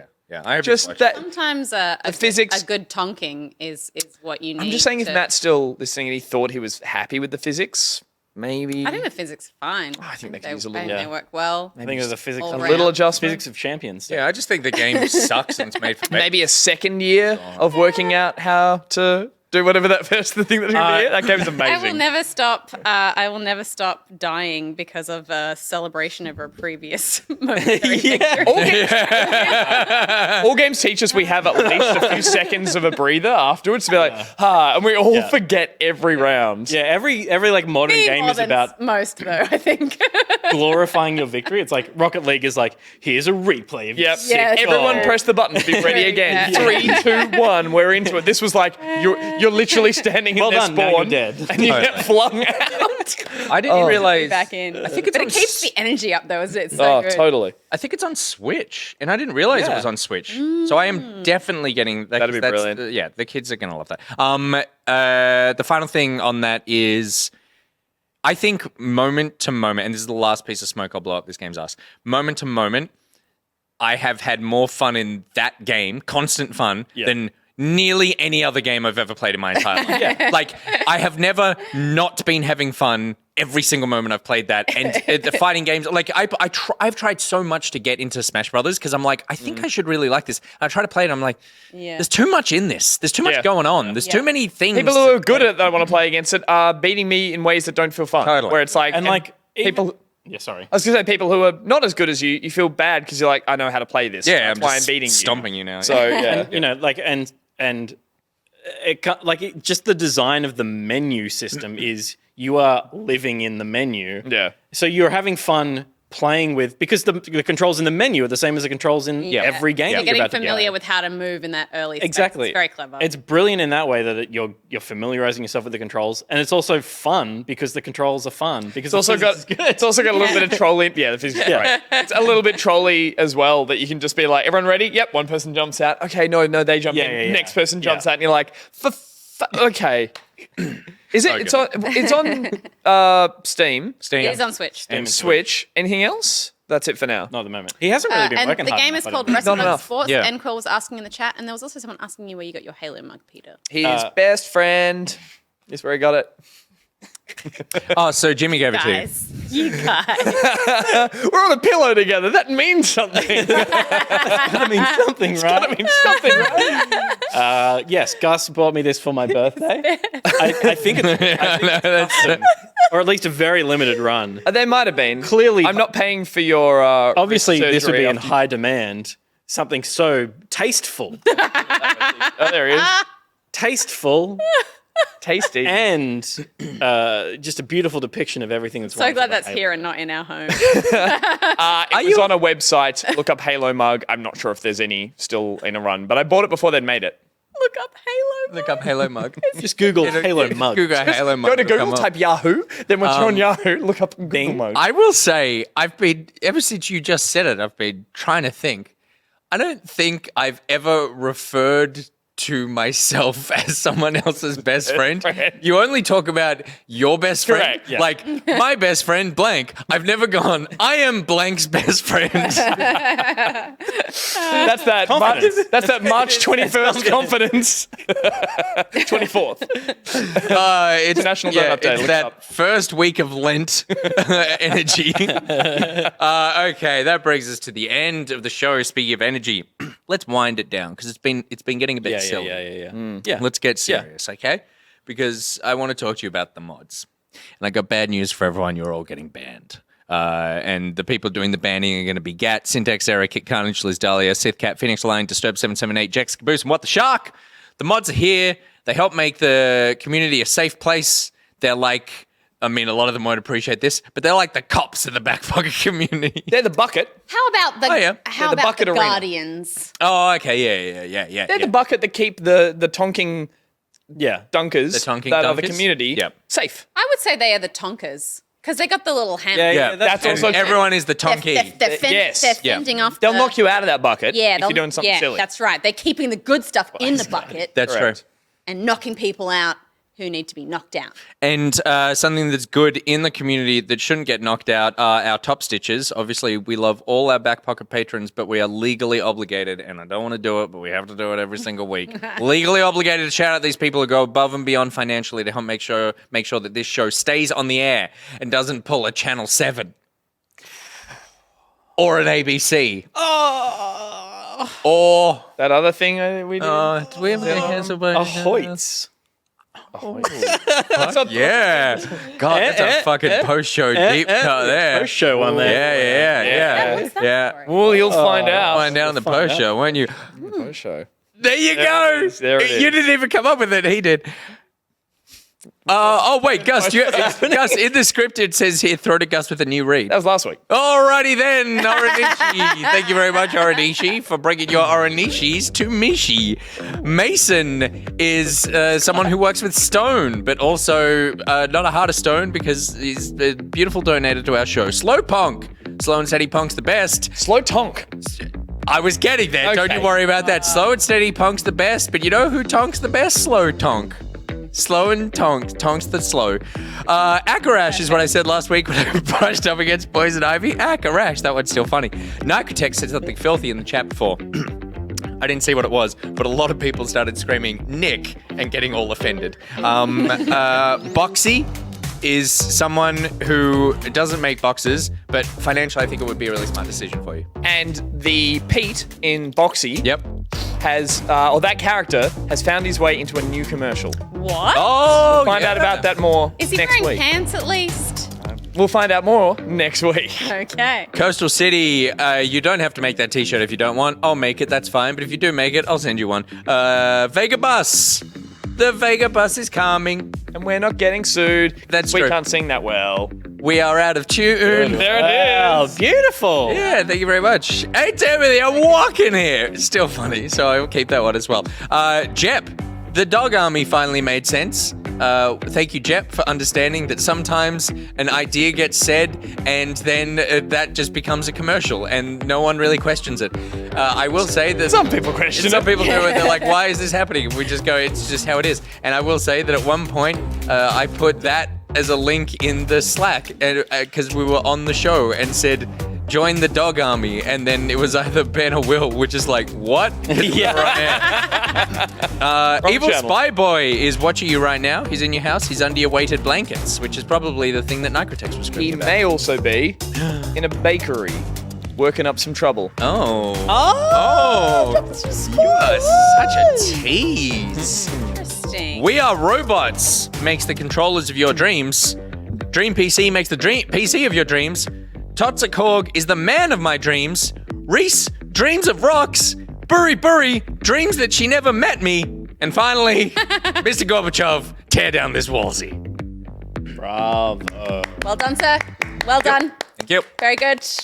Thank you to all of you for your phenomenal support. If you are a patron, thank you so much for your support. I was thinking about it on the drive here, on the drive to the train station today. I was like, if it wasn't for the patrons, we just wouldn't make this show. And then I got really sad because I thought, what if they just stop being part of the Patreon and then we just don't make the show anymore? I got genuinely upset. And I was driving away looking at my house and I'd be like, well, that'll be the first thing to go. The kids are in the front lawn. Yeah, we're going to sell them too. They're Yep. next. Daddy's got a tonk. Yep. Sorry, kids. So thank you very much. If you want to become a member of the Patreon and help support this show, we appreciate it so much. Head to patreon.com/backpocket or backpocket.gg for links there. If you can't do it, that is totally understandable. Not everyone is in a financial position to be able to do that, and we would never ever ask you to do something that makes you financially uncomfortable. Instead, we'll make you do something that makes you socially uncomfortable, and that is share a piece of our content. We would love that. Even if you don't believe in it, share it. Even if you think it's potentially questionable content, Yeah. share it anyway. But if you are in the financial position to be able to do it and you're not doing it, Yeah. what's wrong with you? What's wrong? Pay someone to do it. Get yourself a social media manager, Lord Phoenix. The first person down there that I saw that I was like, I'm fairly certain Lord Phoenix is part of the Patreon. So I'll show that out there. Good. Gus, what question are we answering in the post show tonight? What did Hoyts do? What did Hoyts What did do? Hoyts do to us? Hoyts do? And why will we never go to a Why Hoyts did cinema? they switch to Pepsi? What? Did they? Did oh they? my, Yeah. d- yeah, Why they? we will never set Recently. That's Really? fucked. There was a pandemic cutback. What? Oh my god. But isn't Post show, Gotta be half. Yeah, save it. all right. they did some damage, and we'll talk about it. All right, cool. Thank you very much, everyone, for watching. We'll be back with more Back Pocket next week. I think I was right. Today was the best episode we've ever done in our entire lives. Until next week, let's back it out. Donk. Donk.